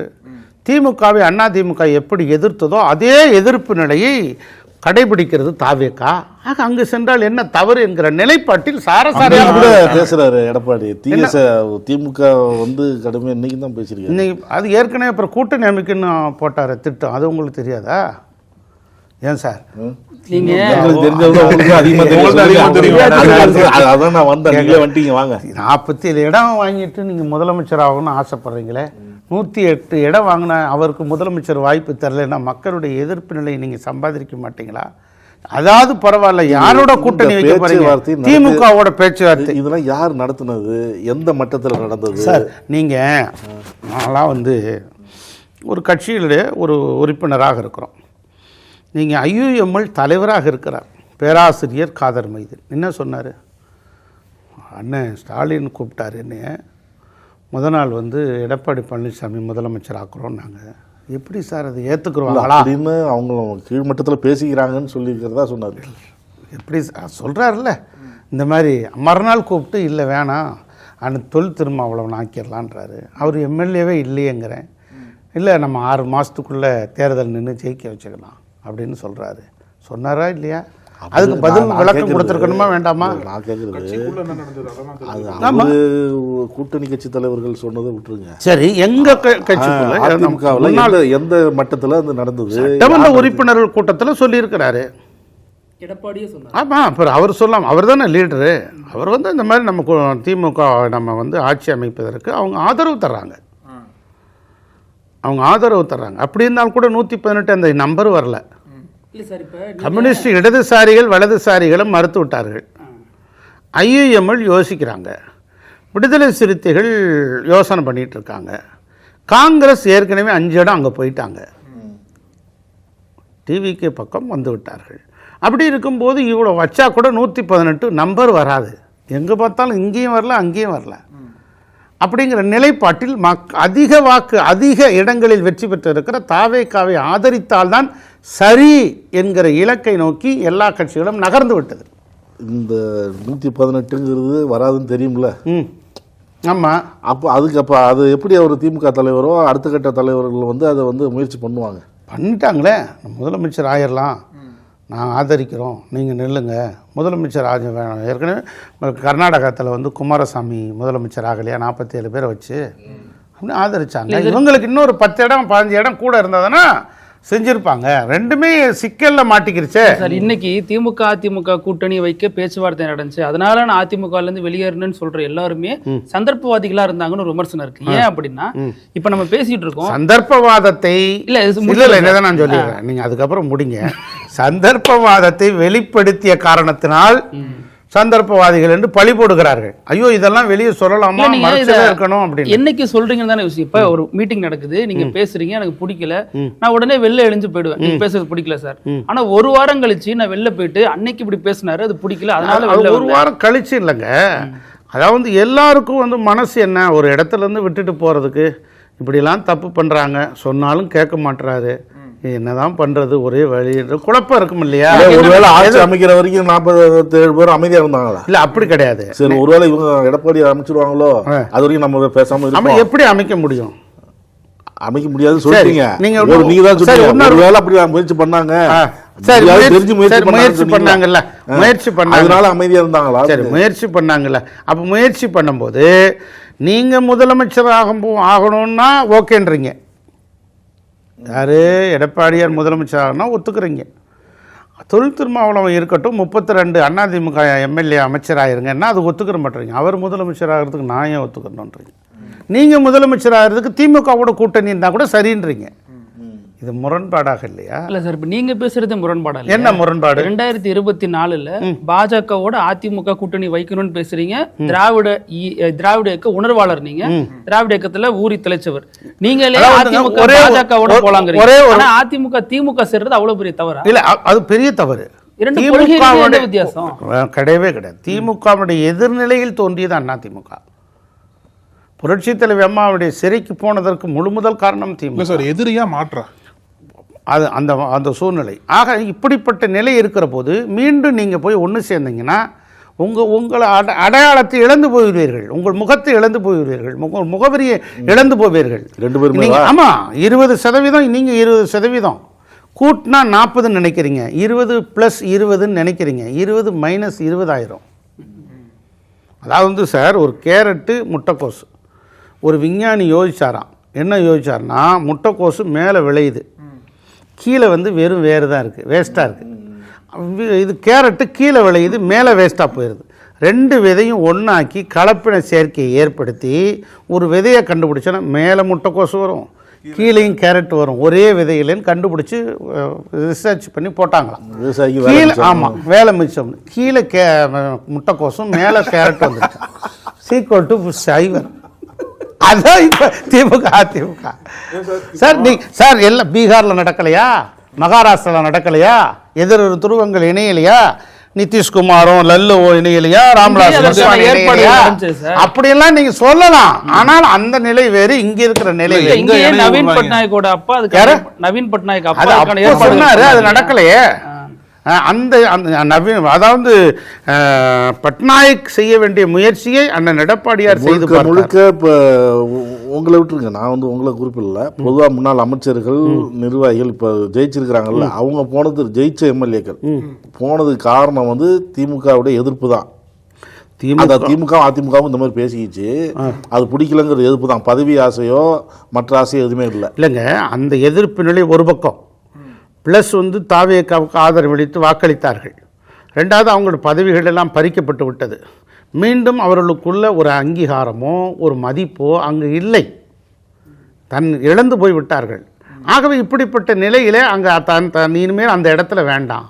ஒட்டார்பின் சென்றொருவன் வாழ்தலில் அந்நிலையே கெட்டான் எனப்படுதல் நன்று, அந்த குரல் தான் உதாரணம். தாவேக்காவை ஆதரிச்சதுனால திருப்பி வந்தாங்க, அவங்களுக்கு உரிய பதவி கொடுக்கல அப்படின்னு சொல்றீங்க. தாவேக்காவை ஆதரிக்கும் பொழுது எடப்பாடி பழனிசாமி ஒப்புதல் வாங்கப்பட்டதா இல்ல ஒப்புதல் வாங்கல கேட்கப்பட்டது? அதான் ஒப்புதல் எப்படி அவர் மறுத்தாரா? அதனால அது கேட்டு இல்ல நம்ம வேண்டான்ட்டாரு. அதனாலதான் இது அவன் வேண்டாங்கும் போது 2ஆ பிரிஞ்சுட்டாங்க. இவங்க ஒரு கருத்து, அவர் ஒரு கருத்து. திருப்பி வந்து மன்னிப்பு கடிதம் எடுத்து ஒன்னா சேர்ந்த நிலையில கூட அவங்க மீண்டும் அந்த வாய்ப்பு தரல. அதுல வந்து அதிமுக நிர்வாகிகள் பத்தி பேசும்போது சார், முன்னாடியே கேட்கணும்னு என்னன்னா, நீங்க நீண்ட காலமா அதிமுகவில் பயணிச்சவர், அது ஒரு மிகப்பெரிய சக்தியா தமிழ்நாட்டில் இருந்தது. இப்போ பாஜகவோட கூட்டணி வச்சதுக்கு அப்புறம் அதிமுகவை வந்து பாஜக பலவீனப்படுத்துது அப்படின்ற குற்றச்சாட்டு வைக்கப்பட்டது. தாவேக்காவும் அதிமுகவும் பலவீனப்படுத்திட்டு இருக்கு. பல பேர் இங்க தாவேக்கால சேர்றாங்க, நீங்களும் தாவேக்காக்கு வந்துட்டீங்க. இப்போ எடப்பாடி பழனிசாமி மீது உங்களுக்கு கோபமும் வருத்தமும் இருக்கலாம். அந்த வருத்தத்தின் காரணமாக நீங்க இவ்வளவு ஆண்டுகளா பயணிச்ச அதிமுக பலவீனமாகுது அப்படின்றத வரவேற்கிறாரா வைகை செல்வன் அப்படின்ற ஒரு கேள்வி. அதான் வந்துங்க, நிச்சயம் ஒரு பலவீனமாகிறது வந்து யாரால? தலைவரால. Right party wrong leader. பலவீனமாக்குறது யாரு? பலவீனமாக்குறது தலைவர் தான். தலைவர் தான் வந்து அதை நல்ல வழியில கொண்டு போகும். திமுக உங்களுக்கு எதிரி, ஆனா கட்சியை உள்ளிருந்து சீட்டு கட்டு மாதிரி கலைச்சி தாவேக்கா எடுக்குது இல்லையா, அங்கதானே நம்ம கோவம் திரும்பணும். அங்க ஏன் அது விருப்பப்பட்டு தான் போறாங்க எல்லாரும். நீங்க பயணிச்ச கட்சி இப்படி கடந்து போகுது அப்படின்ற வருத்தம் உங்களுக்கு இருக்கா? அதாவது வந்துங்க, நிச்சயமா இல்லாம எப்படிங்க இருக்கும்? இல்லாம எப்படி இருக்கும்? அப்படி இல்லாம இருந்தாலும் ஒரு மனிதனே கிடையாது இல்லையா? நிச்சயமா அது வருத்தம் இருக்கும், இல்லாமல் இருக்காது. ஆனால் அதற்குரிய மக்களுடைய அங்கீகாரத்தை கொஞ்சம் கொஞ்சமாக இழந்துட்டாங்க. நீங்கள் மக்கள் அங்கீகாரத்தை கொஞ்சம் கொஞ்சமாக இழந்த பிறகு என்ன செய்ய முடியும்? ஒவ்வொரு காலகட்டத்துக்கும் ஒவ்வொரு தலைவர் தோன்றுகிறார், அதனுடைய தேவைப்படுகிறது. ஆக இன்றைய தேவை தமிழக வெற்றி கழகம் ஒரு அறுதி பெரும்பான்மையோடு வெற்றி பெறவில்லை என்று சொன்னாலும் கூட மக்கள் ஏகோபித்த ஆதரவு பெற்றிருக்கிற தலைவராக முதலமைச்சர் விஜய் பார்க்கிறார்கள். நீங்கள் திருச்சியிலேருந்து கரூர் வரைக்கும் சாலை 2 பக்கமும் சாலை மருங்கிலும் கூட்டத்தை பார்க்குற போது எல்லாரும் சொல்கிறாங்க, எம்ஜிஆர் காலத்தில் இருந்த கூட்டங்க, அப்போ தாங்க இந்த கூட்டம் வருது அப்படின்றாங்க. நீங்கள் கூட்டணும்னா என்ன பாடுபடணும்? ஆமாம், 3ஆம் பிறையில் ஸ்ரீதேவிக்கு கமலஹாசன் என்னென்ன பண்ணாலும் அவ்வளவு வேலையும் பண்ணி தரணும். 3ஆம் படம் பார்த்துருக்கீங்க. அப்போ கூட்டத்தை வச்சு விஜய் வந்து அடுத்த எம்ஜிஆர் முடிவு பண்ணிட்டீங்களா? அது ரிசல்ட் சொல்றாங்க. இப்ப நீங்க சொல்ற இப்ப அந்த கூட்டம் இங்க ஏற்கனவே என்ன நினைச்சாங்க, கூட்டம் வருது ஓட்டா மாறாதுன்னு சொன்னாங்க. அப்படித்தானே சொன்னாங்க தேர்தலுக்கு முன்பு. ஓட்டா மாதிரி முதலமைச்சர் ஆயிட்டாரு. அது அப்ப என்ன அர்த்தம்? மக்கள் அவரை விரும்புகிறார்கள், விரும்பாம கூட்டம் வராது. 35% தான் போல் பண்ணிருக்காங்க, பாக்கி 65% வந்து. ஆமா சார், நான் 85,000 ஓட்டுல ஜெயிச்சேன். எனக்கு எதிர்த்து நின்றவர் 75,000 ஓட்டில் ஜெயிச்சார். எனக்கு 75,000 பேர் எதிரி தானே, என்னை எப்படி ஆதரிப்பான்? 35% நீங்கள் எடுக்க முடியலையே. இப்போ எனக்கு 1 லட்சம் ஆதரவாளர் இருக்காங்க என்னுடைய ஃபேஸ்புக்கில். நான் வந்து தேர்தலில் வெற்றி பெறலாம். இன்ஸ்டாகிராமில் இருக்கீங்க. ஆனால் 234 தொகுதியிலையும் இருக்காங்க, ஒரே தொகுதியிலும் இல்லை. ஒரே தொகுதியில் 1 லட்சம் பேர் இருந்தால் தான் நான் வெற்றி பெற முடியும். சார் இப்போ ஃபேஸ்புக்கில் 65,000 பேர், இதை சொல்லிடுறேன், 65,000 பேர். நீங்கள் 65% இருக்கீங்க, 35% டிவிக்கே இருக்கு. இந்த 65% ஒன்று சேர்ந்தா நீங்கள் வீழ்த்தலாம். ஒன்று சேரலையே, இப்படி தனித்தனியால இருக்காங்க. இப்போ நீங்க ஃபேஸ்புக்ல இருக்குன்னு சொல்றது அவர் காலம். இன்ஸ்டாகிராம் வந்தீங்கன்னா கண்டிப்பா அதனால இன்ஸ்டாகிராம்ல வந்துடும் வேகம் விரைவில். டிவிக்கேனுடைய வேகத்துக்கு நம்ம எல்லாம் போகல. அதுதான் அதிமுக பயன்படுத்தலன்னு எடப்பாடி பழனிசாமி அப்பப்போ சொல்றாரா? ஆமா, அது அவர் சொல்றாரு, அவர் தானே பயன்படுத்தணும். யாருமே இல்ல, அந்த அதிமுக தலைமையே பயன்படுத்தல. இணைய நீங்க இப்ப டிவிக்கேல போறோம், அங்க போய் முதலமைச்சர் விஜயை பார்க்குறோம். பார்த்துட்டு வெளியே வந்தோடனே 500 பேர் எனக்கு செல்ஃபி எடுக்கிறான். தலைவரை பார்த்தாரு, முதல்வரை பார்த்தாரு, நம்ம தலைவரை பார்த்துட்டாருங்கிறான். உடனே எல்லா இடத்துலையும் பரவுது அந்த செய்தி. ஒரு காலத்தில் நம்ம மைக்கை பிடிச்சி கொள்கையை பரப்பணும், இப்போ ரீல்ஸில் போய்கிட்டு இருக்கு. எல்லா இடங்களையும் கையில் செல்ஃபோன் இல்லாத, அதாவது ஒரு செல் உயிரி கிலோமீட்டர் பள்ளிக்கூடத்தில் படிக்கிறோம், செல் இல்லாமல் மனுஷன் இல்லை. அதான் நீங்க ரீல்ஸ் பத்தி பேசுறீங்களா? இப்போ என்னன்னா, நீங்க வந்து ஒரு தமிழ் அறிஞர், பல முதலமைச்சரை பார்த்துருப்பீங்க. முதலமைச்சருக்குன்னு ஒரு டோன் இருக்கும், லாங்குவேஜ் இருக்கும். ஆமா. ஆனா இப்ப சமீப காலமா சிஎம் விஜய் வந்து கொத்து பரோட்டா டேஸ் அப்படின்றத சொல்றதெல்லாம் வந்து அது ரீல்ஸ் போடுறதா உதவுமே ஒழிய அந்த பதவி கலகல் இல்ல. அதாவது வந்துங்க கொஞ்சம் கொஞ்சமாக, அதாவது இன்றைய இளைஞர்களுக்கு ஏற்று அவர் பேசுகிறாரு. நிச்சயமாக இதெல்லாம் வந்து ஒரு மாற்றம் வரும். நிச்சயமாக நீங்கள் இப்படி ஒரு முதலமைச்சர் இல்லை என்கிற அளவுக்கு இன்னும் போக போக அடிப்படையில் கொஞ்சம் கொஞ்சமாக பக்குவப்படுவார். இப்போ உங்க பீரோ ஃபுல்லா அதிமுக கரை வெட்டி இருக்கும். அதெல்லாம் என்ன பண்றீங்க? ஏன்னா தாவேக கரை வெட்டி அதிமுகவுக்கு கொடுத்துட வேண்டியதான், அதிமுக அரங்கு கொடுத்துட வேண்டியதான். நம்ம நீங்க இதை பார்த்தாலும் உங்களுடைய இளமை பருவத்திலிருந்து அந்த வண்ணத்துக்கு அந்த வேட்டிக்கு நீங்க பாக்குறப்ப என்ன தோணுது? அவசரப்பட்டுட்டமேன்னு தோணுதா? அல்லது 10 மாசம் 40 வருட காலம் ஸ்கூல் ஸ்டூடெண்ட்ல இருந்து இருக்கீங்க. ஆமா, அதாவது வந்து வயிற்றுக்குள்ள அவங்க வயசு சார். ஆமா, அப்பக்கு இப்ப 9 தெளிச்சிருவாப்ல. சரி சரி சரி, நீங்க உங்களுக்கு 40. அதாவது வந்து 10 மாசம் வயிற்றுல இருக்கு குழந்தை, 9 மாதம் 1 வாரம் இல்லை 2 வாரம் வெளியே வந்துடுது. வெளியே வந்த பிறகு அந்த குழந்தை வந்து மீண்டும் தாயின் கருவறைக்குள்ளே போயிடலான்னு ஆசைப்பட்டால் நடக்குமா? வந்துட்டோம். புதிய இடத்தில் நடுவதற்கு பிடுங்கி போன செடியில் இருக்கும் பழைய மண்ணை போல அதனுடைய நினைவுகளை என்ன செய்வேன்? ஒரு செடியை எடுத்துகிட்டு போய் நடுறோம், அதில் பழைய மண் இருக்குது. அந்த மண் வந்து பழைய நினைவுகள். அந்த பழைய நினைவுகள் நம்ம மனசுக்குள்ள தேங்கி இருக்கத்தானே செய்யும். இந்த கவிதை முன்னாடியே எழுதி வச்சிட்டீங்க, போக போக சந்தர்ப்பம் வரட்டும் பயன்படுத்திக்கலாம். அது எப்படி சார் இருக்கு? உணர்வு தானே கவிதை, உணர்வு தானே கவிதை. அதாவது எப்போதோ வருவதில்லை கவிதை, நினைத்தால் வருவதில்லை கவிதை, இதயம் கனத்தால் வருவது கவிதை. Super sir. ஆமா, அப்படித்தானே. ஒரு பாதிக்கும் போது தானே கவிதை வரும். நீங்க முதல்ல எழுதி வச்சுட்டு மாத்தலாம்னா மாறிடும். ஏன் சார், இப்போ தாவேக்கால சேர்ந்துருக்கீங்க, தாவேக்கால சேர்ந்தது புதிய உற்சாகம், புதிய தொடக்கம்னு எடுத்துக்கலாமா? இல்ல அதிமுக வந்துட்டோம் எப்படி வருத்தப்படுறீங்களா? அதிமுக தானே சார் புதிய தொடக்கத்தை நோக்கி தானே போகணும். வேற என்ன? அகில இந்திய அண்ணா, அது என்னோட அகில இந்திய அண்ணா தமிழக வெற்றி கழகம்னு ஏதோ சொல்றாங்களே. அதாவது வந்துங்க 1000 விமர்சனம் பண்ணலாம். நீங்கள் திமுகவை தூக்கி தலை மேலே சுமக்கிறவங்க நீங்கள்லாம் இன்னைக்கு வந்து தாவேரெல்லாம் வந்துருச்சு. நாங்க சுமக்கல, நாங்க சுமந்தையா இருக்கிறவங்கலாம். நாங்க 40 வருஷமா பெங்களூர் போய் சேர்ந்துட்டு வெளில வந்து சொல்றாரு, உள்ள போனோன்னு இது என்ன ஏடிஎம்கே ஆஃபீஸா தாவேகா ஆஃபீஸான்னு தெரியல, ஃபுல்லா ஏடிஎம்கே அப்படின்னு சொல்றாரு. இப்ப எல்லாருமே இப்ப அங்க போய் தாவேகா சொல்லுங்க, திமுகவுடைய எதிர்ப்பு நிலையை மிக சரியாக கையாளுகிறது தாவேகா. எதிர்ப்பு நிலை என்கிற அடையாளத்திலிருந்து பாதை விலகி சென்று விட்டது அதிமுக. ஆகவே அங்க ஈர்க்கப்படுகிறோம். காந்தம் அதை நோக்கி ஈர்க்கும். அந்த இளைஞர்களை ஈர்க்கக்கூடிய மற்றவர் எல்லோரையும் ஈர்க்கக்கூடிய காந்தமாக இருக்கிறார் விஜய் அவர்கள். இப்போ தாவேகாவுக்கு எல்லாருமே போகிறாங்க, அதிமுகலேருந்து எல்லாருமே போகிறாங்க. இப்போ அங்கே வந்து ஒரு இது நெருக்கடி இருக்குது. என்ன நெருக்கடி? நாம் தொடக்கத்துலேருந்தே இருக்கிறோம், எல்லாரும் எல்லாமே பெரிய பெரிய சார் எல்லாருக்கும் இருக்கத்தானே செய்யும். நீங்கள் இப்போ நீங்கள் 30 ஆண்டுகளாக இந்த துறையில் இப்போ நமக்கு வாய்ப்பு பறிக்கப்படுது அப்படின்னு நாங்கள் ஒரு புகைச்சல் வராதா? அதான் சார், இப்போ வந்து 30 ஆண்டுகளாக நீங்கள் பணியாற்றுறீங்க, இன்னொருத்தர் புதுசாக வர்றாரு, மேலே வந்துடுறாரு, என்ன காரணம்? இப்போ ரெண்டு பேர் மர வெட்டிகளை கூப்பிட்டாங்க. ஒருத்தர் ரொம்ப நாளாக வெட்டிகிட்டு இருக்கிறவருக்கு 30,000 சம்பளம், புதுசாக வந்து ஒரு 3 வருஷத்துலேயே அவருக்கு 50,000 சம்பளம். என்ன செஞ்சாருன்னா, அவர் அதிகமாக மரம் வெட்டுறாரு, இவர் குறைவாக வெட்டுறாரு. என்ன செய்கிறாங்க 2 பேருன்னா, அவர் ஓய்வு நேரத்தில் கோடாரியை தீட்டிக் கொண்டே இருக்கிறார். ஆகவே தகுதி உள்ளது தப்பி பிழைக்கும், வெற்றிடத்தை காற்று நிரப்பும். ஓடிக்கொண்டே இருக்கும் தண்ணீர் ஆறாகிறது, உறங்கிக் கொண்டே இருக்கும் தண்ணீர் சேராகிறது. ஒரு சிங்கம் ஒரு மான் ரெண்டும், சிங்கத்துக்கு தேவை உணவு, மான் சிங்கத்தை விட வேகமாக ஓடினால்தான் உயிர் தப்பிக்க முடியும், மானை விட வேகமாக ஓடினால்தான் சிங்கத்துக்கு உணவு. இதுதான் இடைப்பட்ட வாழ்க்கை. அதிமுக தாவைகள் யார் மான் யார் சிங்கம்? அதாவது வந்துங்க, இது வாழ்க்கையை சொல்றேன்.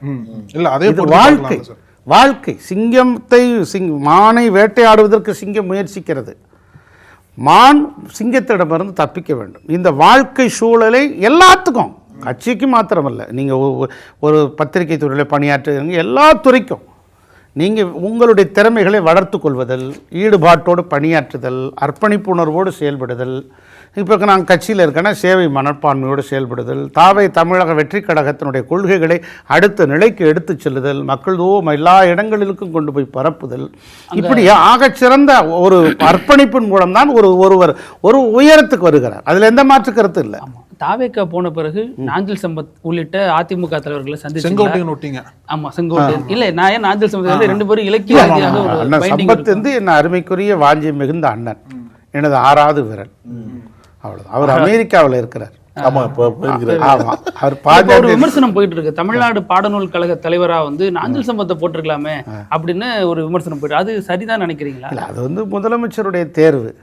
ஒவ்வொரு தேர்வுக்கும் வந்து நம்ம கருத்து சொல்ல முடியாது. முதலமைச்சர் ஒருத்தர் தேர்வு செஞ்சிருக்காருன்னா அடுத்தான் நமக்கானது நம்மை தேடி வரும்.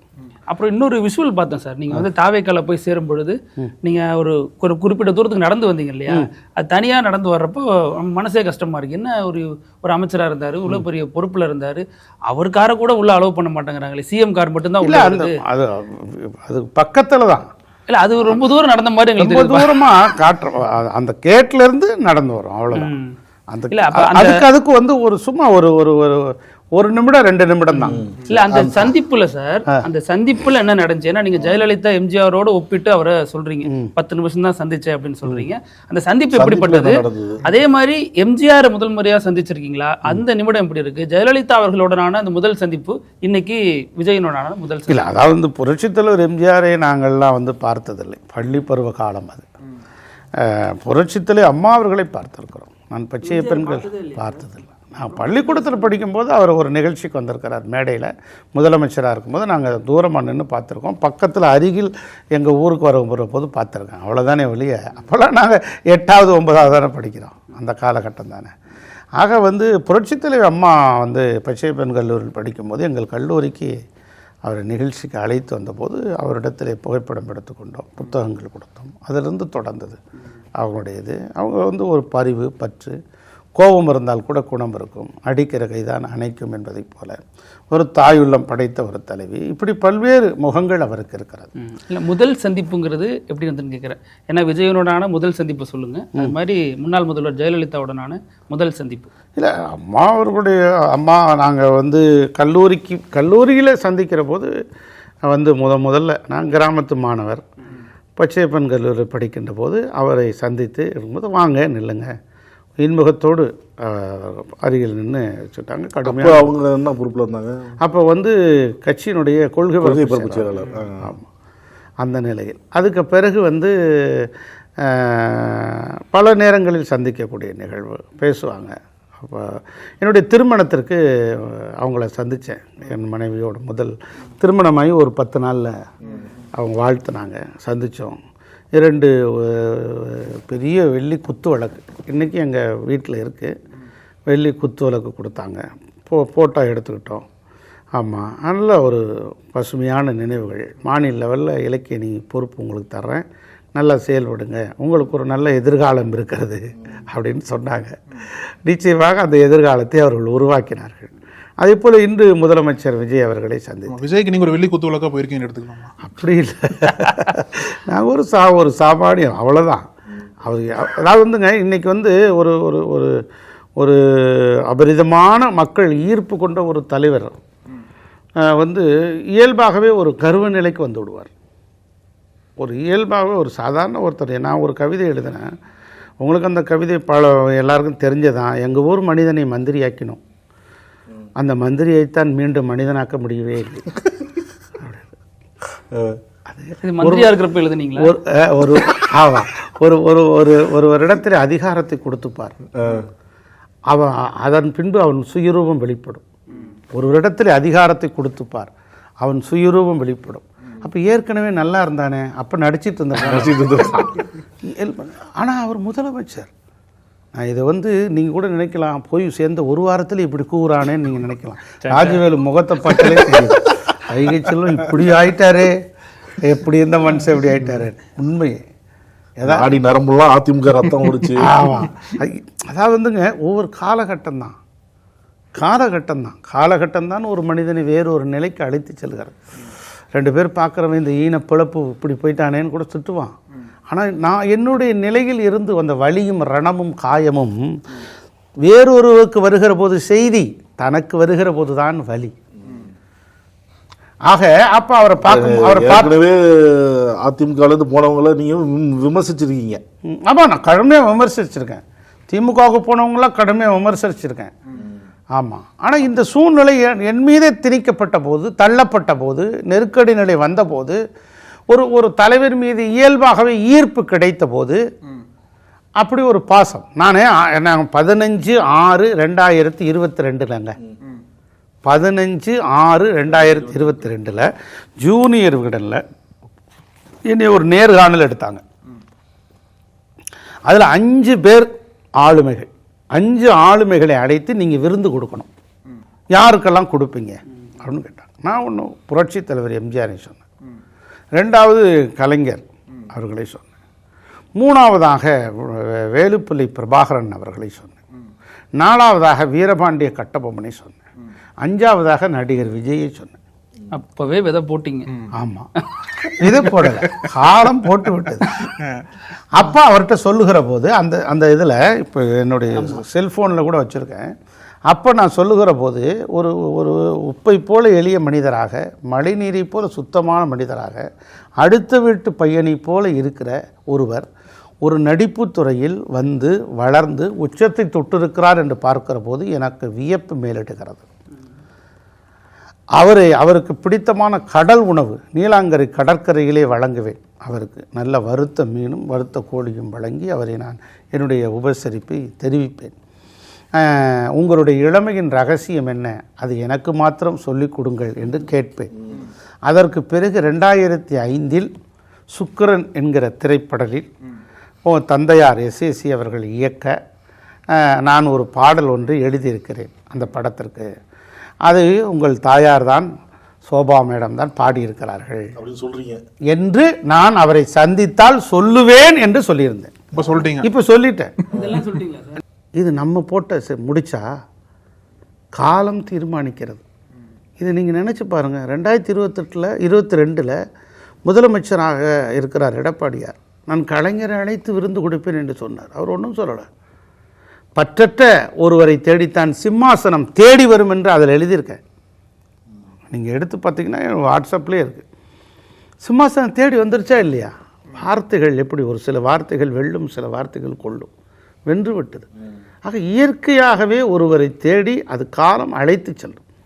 அவர் படத்தில் பாட்டு எழுதுனா நம்ம ஃபேமஸ் ஆயிடுவோன்னு நினச்சேன். சுக்கிரன் படத்துக்கு பிறகு சச்சின் படத்தில் முயற்சி பண்ணேன். அது மகேந்திரன் சார் பையன் இயக்குனர், ஜான் மகேந்திரன். அது வாய்ப்பு கிடைக்கல. இப்போ ஒரு 2 மாதம் அலைஞ்சிட்டு இருந்தேன் அந்த கம்பெனியில் போய். அதுக்கப்புறம் வேட்டைக்காரன் படத்தில் விஜய் ஆண்டனி இசையமைச்சார். அப்போ நான் 2009 அரசியலில் பிஸி ஆகிட்டேன். எல்லா இடங்களையும் போதும் நான் எழுத முடியல. எழுதிருந்தீங்கன்னா ஓடு ஓடு ஓடுன்னு அதுதான் பாடி இல்லை அதை பார்த்தா கூட இருக்கலாம். அந்த இப்போ அதில் அவர்கிட்ட எழுதி ஃபேமஸ் ஆகி ஒரு பிரபலமான ஒரு பாடலாசிரியர் ஆகணும்னு நினச்சவன் காலம் திருப்பி அவர்கிட்டே போய் விட்டுருச்சேன். இப்போ உங்களுக்கு சுக்கிரன் உச்சத்தில் இருக்காருன்னு அர்த்தம். அப்போ அது மாதிரி வந்து அவர் என்ன ரியாக்ட் பண்ணாரு? இல்லை சந்தோஷப்பட்டார். ஒரு அமைச்சராக இருந்தவர் ஒரு நம்ம படத்துக்கு பாட்டு எழுதியிருக்கிறாரு. நான் 20 படங்களுக்கு மேலே எழுதியிருக்கேன். அதான் அவர் இதில் எழுதி அவர் தந்தையாரே இயக்கி அவர் தாயாரே பாடி அந்த தொடர்பு எப்படி ஏற்படும்? இதெல்லாம் தெரிஞ்சிருந்தா தலைவா படத்தப்போ உங்களை டீல் பண்ணியிருப்பாரு. நம்ம படத்துக்கு எழுதியிருக்காரு. அது டீல் பண்ணிப்பார். நான் அந்த மாதிரி வேலைகள்லாம் நான் பார்க்க மாட்டேன். இல்லை டீல்னா உங்கள் மூலமாக சிபாரிசு கொடுத்துருப்பாரு. அதான் கரெக்டு தான். அந்த மாதிரி பணிகளுக்கெல்லாம் நான் போக மாட்டேன். எப்பயுமே வந்து இந்த மாதிரி பணிகள் வந்து நீங்க கம்பேரிசன் கொடுக்குறீங்க ஜெயலலிதா அவர்கள் இடத்துலையும் விஜய் இடத்துலையும். இப்போ 2 பேரோட போட்டோ இருக்கு அப்படின்னா யாரோட போட்டோவை பாக்கெட்ல வைப்பீங்க? 2 பேர் போட்டோவும் அவர் காந்தி போட்டோ தான் வச்சிருக்காரு. 2 பேர் போட்டோவையும் வச்சுக்கிறேன். அமைச்சர் செங்கோட்டையன்ல இன்னும் ஜெயலலிதா அவர்கள் போட்டோ தாராளமாக வச்சுக்கலாம், தப்பு இல்லை. அவங்க ஒன்றும் இவங்களை வைக்கக்கூடாதுன்னு சொல்லலையே. ஆமாம் எழுதாமல் அவங்க ஒரு ஆளுமை, ஒரு பெண் ஆளுமை, ஒரு அடித்தளத்தில் இருந்து ஒரு திரைத்துறையில் உள்ளே நுழைந்து அதில் மிகச்சிறந்த ஒரு தாரையாக மின்னி அரசியல் களத்திலே உயர்ந்தபட்சமாக உயர்ந்து ஒரு சாதாரண ஒரு நாடாளுமன்றத்தில் ஒரு மாநில பிரக்கையோடு இருக்கிற ஒரு கட்சி நாடாளுமன்றத்தில் 3வது பெரிய கட்சியாக மாறக்கூடிய ஒரு வல்லமையை படைக்க வேண்டும் என்று சொன்னால், ஒரு சர்வ வல்லமை மக்கள் தீர்ப்பு என்று சொன்னால் அதற்கு முழுமுதல் காரணம் அவர்கள்தானே. ஒரு சக்தி இல்லாமல் எப்படி உங்களுக்குள்ளே பிறக்கும்? தாகித்தவன் தண்ணீரை தேடுகிறான், தண்ணீரும் தாகித்தவனை தேடுகிறது என்று ஸல்லல்லாஹு அலைஹி வஸல்லம் அண்ணல் முஹம்மது நபி அவர்கள் சொல்லுவார்கள். தாகம் எடுக்கிறவன் தண்ணீரை தேடி போகிறான், தண்ணீரும் தாகம் எடுக்கிறவனுக்காக காத்துகிறது. இந்த புள்ளியில் இணைந்தால்தான் ஒரு வரலாறு திரும்பும். நீங்கள் எதற்காக, இது வந்து ஒரு ஆன்மீகமாக தெரியலாம், நீங்கள் எதற்காக படைக்கப்பட்டிருக்கிறீர்கள், நான் எதற்காக படைக்கப்பட்டிருக்கிறேன் என்பது நாம் அறியாது. நாம் ஒரு பயணம் மேற்கொள்கிறோம் வாழ்க்கையில். இந்த பயணத்தில் நாம் எடுத்து வைக்கிற ஒவ்வொரு அடியும் அது வந்து ஏதோ ஒன்றை நோக்கி நம்மை அழைத்து செல்லுகிறது. காலம் இப்படி வருவோமா அப்படி வருவோமா என்று கனவிலும் நினைத்து பார்த்ததே இல்லை. அப்படி ஒரு உயரத்தை காலம் தருகிறது. காலம் தருகிறது, யாரும் நிராகரிக்க முடியாது. காலம் ஏற்றுக்கொள்ளாததை எவர் எந்த ஒரு கடுமையான முயற்சி செய்தாலும் அது உயரத்திலே அடைய முடியாது. தண்ணீரின் உயரம் தாமரையின் உயரம். தாமரையெல்லாம் சொல்றீங்க? ஆமா, அது அண்ணாமலையின் உயரம். உயரம் சொல்லுங்க. தண்ணீரின் உயரம் தண்ணீர் எவ்வளவு உயர்தோ அதான் வெள்ளத்தனைய மலநீட்ட மாந்தருக்கு உள்ளத்தனையது உயரம். அதிமுக தண்ணீர் இருந்தா தாமரை உயர்ந்து நிற்கும். நிச்சயமா இருக்கும். ஆமா சார், இப்ப தாவேக்காவிலிருந்து உங்களுக்கு அழைப்பு வந்துச்சா? நீங்க தாவேக்காவை நோக்கி நகர்ந்தீங்களா? இது முதல் கேள்வி சார். 2வது கேள்வி, திமுக உங்களுக்கு அழைப்பு கொடுத்துச்சா? நீங்க அதை புறக்கணிச்சிருக்கீங்களா? இல்லை அப்படி இல்லை, அவங்களும் அழைப்பு கொடுத்தாங்க. இல்லை திமுக கொடுத்தாங்களே. நம்ம வந்து எங்கேயும் போகிற மாதிரி இல்லைங்க, அவ்வளோதான். நான் வந்து இலக்கிய பணியாற்றிடலாம், இல்லை நம்ம பாட்டில் எவ்வளோ பணிகள் இருக்குல்ல. நீங்கள் வந்து ஒரு அரசியல் இப்போ நீங்கள் பணியாற்றுறீங்க, உங்கள் பணி. ஆமாம், இப்போ உங்களை வந்து நீங்கள் வந்து புகழோடு தானே இருக்கீங்க. உங்களை பார்க்குறவங்க டிவியில் யூடியூப்பில் பார்க்குறாங்கல்ல, எல்லாமே ஒரு வேலை, எல்லாமே ஒரு வேலை, எல்லாருக்கும் பணி இருக்கிற. அதிமுக இப்போ எப்படி அதிமுக வந்து தாவேக்காவுக்கு போகிறாங்களோ அதே போல் ஒரு காலகட்டத்தில் அதிமுகவிலேருந்து திமுகவுக்கு போனாங்க. உங்களோட பழைய நண்பர்கள் இருப்பாங்க, அவங்கெல்லாம் போயிடுவான், கூட்டத்தோடு உள்ளே போயிடுவான் அப்படின்னு சொல்லி நாங்கள் போகலையே, இங்கே தானே இருந்தோம், அதிமுகவில் தான் இருந்தோம். அழைப்பு வந்திருக்கு, அதெல்லாம் இல்லைன்னு சொல்ல முடியும். அழைப்பு வந்தது. தாவேக்காட்டிலேருந்து அழைப்பு வந்துச்சா சார்? நீங்கள்? ஆமாம், தாவேக்காவிடமிருந்து நம்ம நண்பர்கள் போனவர்கள்லாம் அழைத்தார்கள். பொதுச் செயலாளர் இடத்துல பேசுகிறார். பொதுச் செயலாளரை சந்திக்கிற போது ஒரு இனிய ஒரு எளிய ஒரு மனிதரை போல பழகினார் புஷி ஆனந்த் அவர்கள். வாசல் வரை என்று வரவேற்றார். பேசியதற்கு பிறகு கார் வரைக்கும் வந்து கார் கதவை திறந்து உட்கார வைத்து கார் கதவை மூடிவிட்டு செல்லுங்கள் என்று சொன்னார். எனக்கே ஆச்சரியமாக போச்சு, என்னங்க நீங்கள் போங்கன்னு. நான் 2வது இடத்துல இருக்கிறார் அமைச்சரவையில், அந்த கட்சியினுடைய பொதுச் செயலாளர். அது வந்து முதலமைச்சர் விஜய் அவர்களுக்கு கண்ணாகவும் காதாகவும் இதயமாகவும் இருக்கிறார் அவர். அப்படிப்பட்ட இடத்தில் இருக்கிறவர் வந்து ஏன்னா போயிட்டு வாங்க பார்த்துக்கலான்னு சொல்லலை. ஒரு கண்ணியமாக பழகினார்கள். சரி ரைட்டு, நமக்கும் சில வருத்தங்கள் இருந்தது, காயங்கள் இருந்தது. திமுகவை எதிர்த்து மேடைதோறும் பேசிவிட்டதற்கு பிறகு திமுகவுக்கு அதே எதிர்ப்பு நிலை இருக்கிற தாவேக்காவில் இணைந்து மக்கள் செல்வாக்கு படைத்த தலைவராக இருக்கிற விஜயின் பின்னால் பணியாற்றலாம் என்று நம்பிக்கையோடு வந்து கம கம கம இழுக்குது. நைஸா அதை எடுக்கிறான். ஐயோ ஆறி வச்சுக்க. ஆனால் இது சாப்பிட்டோன்னா இன்னும் கொஞ்சம் ரொம்ப பதிச்சிருமே. தாவேக்காவுக்கு அதிமுகலேருந்து எல்லாருமே படையெடுக்கிறாங்க. முன்னாள் அமைச்சர்கள், நிர்வாகிகள் எல்லாருமே இப்போ படையெடுக்கிறாங்க. அதாவது ஜெயிச்ச எம்எல்ஏக்களும் சரி, இன்னும் 10 பேர் கூட வரப்போகிறதா சொல்கிறாங்க. அது என்னன்னு தெரியல, தான் பார்க்கணும். நீங்கள் இருந்தாலும் சொல்ல மாட்டேங்கிறீங்க. அதான் உண்மை. ஏன்ட்டு சொல்லிட்டா சார் சேருவாங்க. நான் தான் அட்டண்டன்ஸ் எடுக்கிறேன்னா இல்லை செக் போஸ்ட் வச்சுருக்கேன்னா, இருந்தாலும் உங்களுக்கு மனைவியில் செக் போஸ்ட் வச்சுட்டு யார் யாரும் வரப்போறீங்கன்னு கணக்கெடுக்க. எங்களை விட உங்களுக்கு அதிகம் நெருக்கம் இல்லையா? அதிமுகவில் இருக்கிறவங்க இன்னும் 10 பேர் வரப்போகிறவங்க யாராக இருந்தால் உங்களுக்கு தெரியும்ல, அவங்க நிறைய வச்சு. இப்போ இது எல்லாருமே விட நீங்கள் தான் வந்து பத்திரிகையாளர், பொதுத்தன்மையோடு எல்லார்ட்டையும் பழகுவீங்க. அதிமுக பழகுவீங்க, தாவேக்காட பழகுவீங்க, திமுகட்ட பழகுவீங்க. உங்களுக்கு தான் அதிக செய்தி தெரியும். அதான் 10 பேர் சொல்கிறாங்கன்னு சொல்கிறேன். ஆமாம், ஆகஸ்ட் 15க்குள்ள 10 பேர் போகிறதா சொல்கிறாங்க. பேப்பர்லேயே வந்துருக்கு, தலைப்பு செய்தி மாலை பத்திரிகையில். இப்போ அவர் தாவேக்கா தலைவர் வந்து இது ஊழல் இல்லாத ஆட்சி, லஞ்சம் இல்லாத ஆட்சி அப்படின்னு சொல்கிறாரு. கரூர்லேயே அதான் சொல்கிறாரு. யாராவது லஞ்சம் கேட்டால் உங்கள் விஜயோட ஆட்சின்னு சொல்லுங்கள் அப்படின்னு சொல்கிறாரு. இப்போ இங்கேருந்து போகிறவங்க எல்லாருமே ஊழல் வழக்கில் சிக்கினவங்க. அவங்க இன்னார் பேர் சொன்னாவே அவங்க பின்னாடி இந்த வழக்கு இருக்குது அதாங்க. அப்படின்னு இருக்கும்போது வெறும் ஊழல் மூட்டையாகவே சேர்க்குறாரு. இல்லை, அதாவது ஊழல் இல்லாத ஆட்சியை கொடுப்பாரு, லஞ்சம் இல்லாத ஆட்சியை கொடுப்பாரு. நீங்கள் வந்து விவரமானவர். இன்றைக்கி வந்து பிடபிள்யூடி ஹைவேஸ் டிபார்ட்மெண்ட்டில், இரிகேஷன் டிபார்ட்மெண்ட்டில் ஆன்லைன் டெண்டர். அந்த அமைச்சர்கள் வீட்டுக்கு போய் பாருங்கள், கான்ட்ராக்ட்காரங்களாக இருப்பாங்க, ஒருத்தர் வரல. ஹைவேஸ் இது மாதிரி சென்ட்ரல் கவர்மெண்ட் மாதிரி டெண்டரில் ஆன்லைனில் போடுறாங்க. அவங்கள பணத்தை கட்டிட்டு போயிட்டு வேலை செய்கிறாங்க, யாரும் வரப்போகிறதில்ல. சிபிஎஸ்சி, ஐசிஐசி, மெட்ரிகுலேஷன் அதெல்லாம் வந்து ஆன்லைனில் என்ஓசி வாங்கிடுறாங்க. இப்படி எல்லா துறைகளிலும் லஞ்ச லாவண்யமற்ற அரசாங்கம்.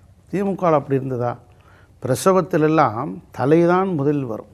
திமுக ஆட்சியில் கைதான் முதலில் வந்தது, காசு தந்தால் மிச்சம். திமுக ஆட்சியில் அதாவது வந்து இலைமறைவு காய்மறைவாக இருந்துச்சு. இது வந்து பரவலாக்கப்பட்டு விட்டது. லஞ்சம் வாங்கினேன் கைது செய்தார்கள், லஞ்சம் கொடுத்தேன் விடுதலை செய்தார்கள். இதுதான் ஒரு உதாரணமாக திமுக. எங்கு பார்த்தாலும் ஊழல், மக்கள் எதிர்ப்பால எப்படி வந்தது. இன்னைக்கு நான் என்ன சொல்றேங்க, யாராவது லஞ்சம் கேட்டாங்கன்னா நீங்க சொல்லுங்கன்னு சொல்லி இந்தியாவிலே 32 இந்த ஸ்டேட் இருக்கு. இப்போ வந்து உங்களுக்கு வந்து அவர் எப்படி சொல்லியிருக்கணும் அப்படின்னா, லஞ்சம் வாங்காதீங்கன்னு சொல்லியிருக்கணும், லஞ்சம் கேட்காதீங்கன்னு அதிகாரிகளை பார்த்து சொல்லியிருக்கணும், மக்களை பார்த்து சொல்லக்கூடாதுல்ல. அது கரெக்டு தாங்க, அது சொல்றாரு. நீங்கள் வந்து எந்த முதலமைச்சராவது இப்படி துணிச்சலோடு பேச முடியுமா? ரெண்டாவது வந்து நீங்கள் ஒரு கேள்வி கேட்குறீங்க, இப்படி இருக்கக்கூடியவரை ஏன் நீங்கள் சேர்க்குறீங்க அப்படின்னு சொல்லி. இது நீதிமன்றம் தீர்ப்பு வழங்கணும். நீதிமன்றத்தினுடைய வழக்கு இருக்குது. இது முடிவு யார் கையில் இருக்குது? நீதியரசர்கள் கையில் இருக்குது. நீதியரசர்கள் சொன்ன தீர்ப்புக்கு பிறகுதான் குற்றவாளின்னு சொன்னால் யாரும் தப்பிக்க முடியாது, சிறைக்கு தான் போகணும். இப்போ அதே இன்னொரு கேள்வி என்னன்னா சார், அதே நீதிமன்ற சிபிஐயில் தான் கரூர் வரும் வழக்கு இருக்குது. இப்போ தாவேக்கா மட்டும் திமுக எப்படி குறை சொல்லலான்னு கேட்குறாங்கல்ல, திமுக தான் காரணம் அப்படின்னு. அதாவது வந்து கிடைக்கிற செய்திகளை வைத்து அவர்கள் சொல்லுகிறார். எல்லா இப்போ பெரம்பலூருக்கு நீங்கள் போகாதீங்க பிரச்சனை இருக்குன்னு சொல்லிட்டாங்க. அதே மாதிரி நாமக்கல்லேருந்து கரூருக்கு வரும்போது நீங்கள் போகாதீங்க, பெரிய இஷ்யூஸ் இருக்கும், கடுமையான கூட்டம் இருக்குது, நீங்கள் போயிருங்கன்னா அப்படியே அவங்க பைபாஸ்லேயே திருச்சிக்கு போயிருப்பாங்க.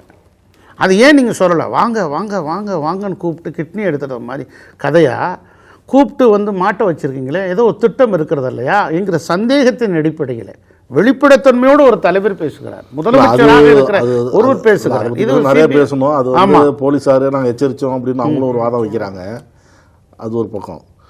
இப்போ இந்த ஊழல் படைஞ்சிருக்க அதான் நீதிமன்றத்துக்கு பிறகுதான் ஒருவர் மீது குற்றச்சாட்டு உறுதி செய்யப்பட்டதற்கு இருந்தாலும் அங்கங்கே சில செய்திகள் வருது இல்லை, அது கண்டிக்கிறாங்களா இல்லை நடவடிக்கை எடுக்கிறாங்களா?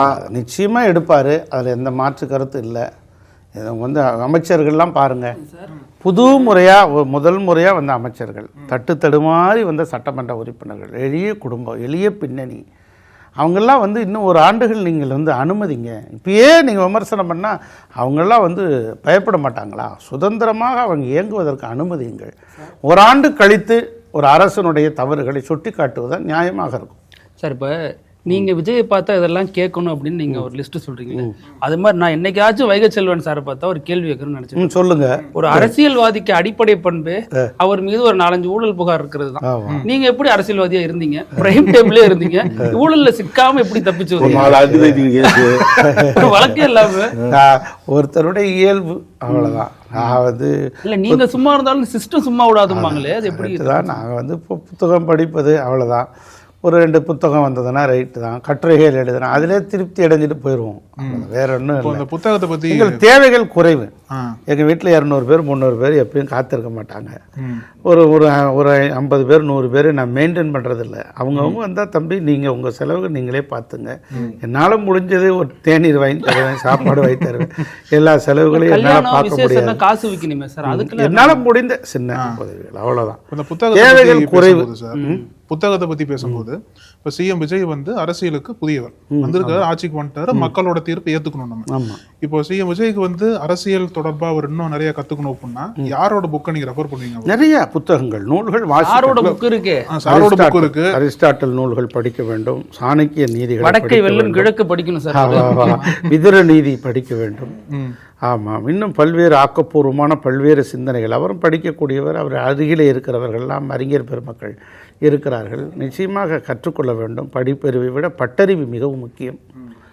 ஆக அந்த அனுபவங்கள் அறிவையெல்லாம் கற்றுக்கொள்ள தெரிய இன்னும் பக்குவமடையத்தான் அவர் வந்து இன்னும் ஓங்கு புகழ் அடைவார். டிடிவி இப்போ எடப்பாடிக்கு ஆதரவாக பேசிகிட்டு இருக்கு. ஆமாம், தேர்தலுக்கு முன்பு அந்த கூட்டணி வைக்கிறதுக்கு முடிய கடுமையாக எதிர்த்தாங்க. நம்ம தூக்கில் தொங்குவேன்னாரு. அவர் தானே சொல்ல அந்த அங்கே போய் கூட்டணி சேர்றது சொல்லுவோம். இப்போ இந்த டிடிவி இப்போ இந்த அளவுக்கு இப்போ போயிடுச்சுன்னு சொல்கிறீங்களா? அதிமுக அந்த அளவுக்கு கீழே வந்துருச்சு. இப்போ இனிமேல் அப்போ சசிகலாவும் தனியாக வேட்பாளர்களை போட்டு அவங்களும் நிறுத்தினாங்க, அவங்களும் ஒரு வாக்குகளை பிரித்தாங்க. இப்போ இதுக்கப்புறமாவது சசிகலா டிடிவி சேர்க்குற மனநிலையில் இருக்கிறாரா, இல்லை அதே மனநிலையில் தான் இருக்கிறாரா? இல்லை, அவர் சேர்க்க மாட்டாரா? ஏன் சேர்த்தா தனக்கு மதிப்பு இழந்துருவோன்னு நினைக்கிறார், பயப்படுறாரு. ஒரு ஆளுமை மிக்கவராக இருந்தவர்கள் திருமதி சசிகலா அவர்கள், டிடிவி தினகரன் வந்து அந்த குடும்பத்தில் ஒருத்தர். ஆகவே அதை வந்து அவங்க வந்து எல்லாரையும் ஒருங்கிணைச்சு கொண்டு போயிடுவாங்க, தனக்கு மதிப்பு இழந்துரும் அப்படின்னு செய்ய மாட்டார் அவர். அது ஒரு காரணம் இல்லை, அது ஆசையில் இருக்கிறார் டிடிவி. எப்படியாவது கட்சிக்கு தலைவராக போயிடலாம். ஆமாம், அதிமுகவுக்கு தான். அமமுக தான் இல்லையே. ஆமாம், அதனால் அதிமுகவுக்கு போயிடலாம். ஆமாம், அவங்களா போயிட்டாரு. சார், உங்கள் ஒரிஜினல் பேரே வைகை செல்வன் தானா? ஒரிஜினல் பேர் எனக்கு பாலமுருகன். ஆமாம், என்னுடைய பேர் பாலமுருகன். வைகை செல்வன். நான் பிற்காலத்தில் மதுரையை ஒட்டி இருக்கிறதுனால வச்சு. ஆமாம், அது பள்ளிக்கூடத்தில் படிக்கும்போது கவிதைகள் எழுதினேன். அந்த பேரில் தான் பெண்ணேமா தான். ஓகே. ஆமாம், நீங்கள் பேச்சு போட்டிகளுக்கெல்லாம் போவேன், அப்போ மாற்றிக்கிட்டேன். நீங்கள் பள்ளிக்கூடத்தில் படிக்கும்போது சோசியல் மீடியா இல்லை, கவிதை எழுதியிருப்பீங்க. ஆமாம், இப்போ சோசியல் மீடியா பெருகிருச்சு, ரீல்ஸ் பண்ணிட்டு இருக்காங்க. ஆமாம். ஸோ இளைஞர்கள் பொதுவாக எப்படிலாம் வந்து அரசியல் படுத்தப்படுறாங்க, குறிப்பாக தாவேக்கா வச்ச இளைஞர்கள் வந்து ரீல்ஸ் அரசியல், விர்ச்சுவல் வாரியர்ஸ்னா சொல்லி பண்றாங்கல்ல, அவங்களோட கட்டமைப்பு சரியா போறத பாக்குறீங்களா? எப்படி தாவேக்கா இளைஞர்கள் அரசியல் படுத்தணும்னு பாக்குறீங்க?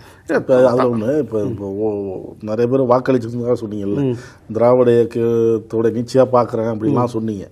அந்த வாக்களித்த இளைஞர்கள் இந்த இதெல்லாம் புரிதலோடு தான் வாக்களிச்சிருக்காங்கன்னு நினைக்கிறீங்களா, இல்லை சினிமா முகத்தில் ஒரு விஜய் ஒரு அந்த மாதிரி வாக்களிச்சிட்டாங்க அப்படி? இல்லை, அவங்க அதாவது சினிமா மோகம் அடிப்படை. சினிமாவில் பெரும் அவங்க நேசிக்கக்கூடிய தலைவர், அவங்களுடைய ரசிகரை மேலேருந்து குதின்னா குதிச்சிடுவான். நானும் அந்த கொஞ்சம் யோசிச்சுக்கிட்டே இருப்பேன். நீல் ஆம்ஸ்டாங்குக்கு முன்னால் குதிக்க வேண்டியவர் குதிக்கலை, ரெண்டாவதாக நின்று நீல் ஆம்ஸ்டாங் தானே குதிச்சார். ஆமாம், முதல்ல ரெண்டாவதாக நின்றவர் தானே நீல் ஆம்ஸ்டாங். நிலவில் போய் முதல் ஆள் யோசிச்சுட்டே இருந்தான், நீல் ஆம்ஸ்டாங் குதிச்சிட்டார் ரெண்டாவது ஆள். அம்மா, நான் முதல் இடத்துலனாலும் ரெண்டாவது இடத்துல இருக்க விஜய் ரசிகர் தான் குதிச்சிருவாங்க, நீல் ஆம்ஸ்டாங்காக மாறிடுவாங்க. வெறி பிடித்தவர்கள் தொண்டர்கள். சினிமாவில் எப்படி சார் தலைவரை தேட முடியும்? இந்தாங்க, சினிமாவில் எப்படி தலைவர் மக்கள் தேர்ந்தெடுத்துட்டாங்களங்க. நீங்கள் வந்து கேரளாவில் விஜயை பார்க்குறாங்க, கர்நாடகாவுக்கு கொல்லூர் முகாம்பி கோயிலுக்கு போகிறாரு, அங்கே பார்த்தீங்கன்னா ஒரு சவுண்டு ஏர்போர்ட்டில். நான் அப்படி உடம்பு புல் வியந்து போயிட்டேன், என்னடா இது அப்படின்னு. அந்த ஈர்ப்பு இனம் புரியாத ஒரு திராவிட இயக்கத்தின் தலைவராக நீங்கள் பார்த்தீங்கன்னா கேரளா, கர்நாடகா, ஆந்திரா, தெலுங்கானா இந்த பகுதிகளெலாம் நாடாளுமன்ற தேர்தலில் மிகப்பெரிய தாக்கத்தை ஏற்படுத்துவார். நீ பார்க்கத்தானே போறீங்க. இந்த 2026 தேர்தலுக்கு பிறகு அரசியல் ரீதியா நட்போடு இருந்த பலருக்கும் வந்து ஒரு முறிவு ஏற்பட்ட மாதிரி தெரியுது. ஆமா, இந்த மாதிரி கடந்த காலங்களில் உங்க நண்பர்கள் அரசியலுக்காக நீங்க இழந்திருக்கீங்களா? நான் எப்பயுமே நான் சென்னைக்கு எப்போ வந்தேன்னா 89 காலகட்டங்களில் வந்தேன். அப்போ இருந்து இப்போ வரைக்கும் நண்பர்கள் இருக்காங்க. பல கட்சிகள் இருந்தாலும் ஆமாம், பல கட்சிகள் இருந்தாலும் பேசுவோம் போவோம். என்னால் யாரும் வந்து வருத்தப்பட்டது, நான் யாரையும் காயப்படுத்தியதும் இல்லை, வருத்தப்படுத்தியதும் இல்லை. ஏன்னா எங்கே பார்த்தாலும் எல்லாரும் பேசுவாங்க. திமுகவில் 2 நண்பர், பாஜகவில் 2 நண்பர் சொல்லுங்க. இங்கேருந்து போனவங்க தான் சொல்லுவாங்க. சிரிக்கிற கேப்ல யோசிக்கிறாங்க. இல்லை, யோசிக்கிறது இல்லை. Okay sir. எனக்கு தெரிஞ்சு இந்த நேர்காணலில் தான் ரொம்ப இயல்பாக எப்பவும் பேசுகிற மாதிரி பேசுறீங்கன்னு நினைக்கிறேன். ரொம்ப ஜாலியாக கண்ணை கட்டி மேஜிக் பண்ற மாதிரி நம்ம வாயை கட்டி சார் மேஜிக் பண்றாரு, கேள்வி கேட்க கூடாம. அதாவது வந்து அது காரணம் நீங்க தான். அதாவது ஒவ்வொரு சிறந்த நடிகராக இருக்கலாம், ஆனால் ஒவ்வொரு இயக்குனரை பொறுத்து தான் நடிப்பு வெளிப்படுகிறது. அதனால் உங்களோட நீங்கள் சிறந்த இயக்குனர், என்னுடைய இயல்பான திறமை வெளிப்படுகிறது, அவ்வளோதான். அதாவது மின்சாரம் வந்து தனியாக இல்லை, கம்பிக்குள் போனால் தானே மின்சாரம் கடத்தப்படுகிறது. ஆமாம். ரொம்ப நன்றி சார். நன்றி. மீண்டும் ஒரு தடவை நன்றி. கண்டிப்பாக வரேன், கண்டிப்பாக. நக்கீரன் டிவிக்கு சப்ஸ்கிரைப் செய்யுங்கள். உங்கள் ஆதரவே எங்கள் பலம். ஆசிரியர்களுக்கு நண்பனாகவும் மாணவர்களுக்கு ஆசானாகவும் திகழும் தேர்வு வழிகாட்டி. ஒவ்வொரு பாடத்திற்கும் அனுபவமிக்க ஆசிரியர்களின் துல்லியமான தெளிவான விடைகள். CNC இருக்கு, தேர்வு பயம் எதற்கு? இது தீரன் பப்ளிஷிங் ஹவுஸ் விற்பனை வெளியீடு.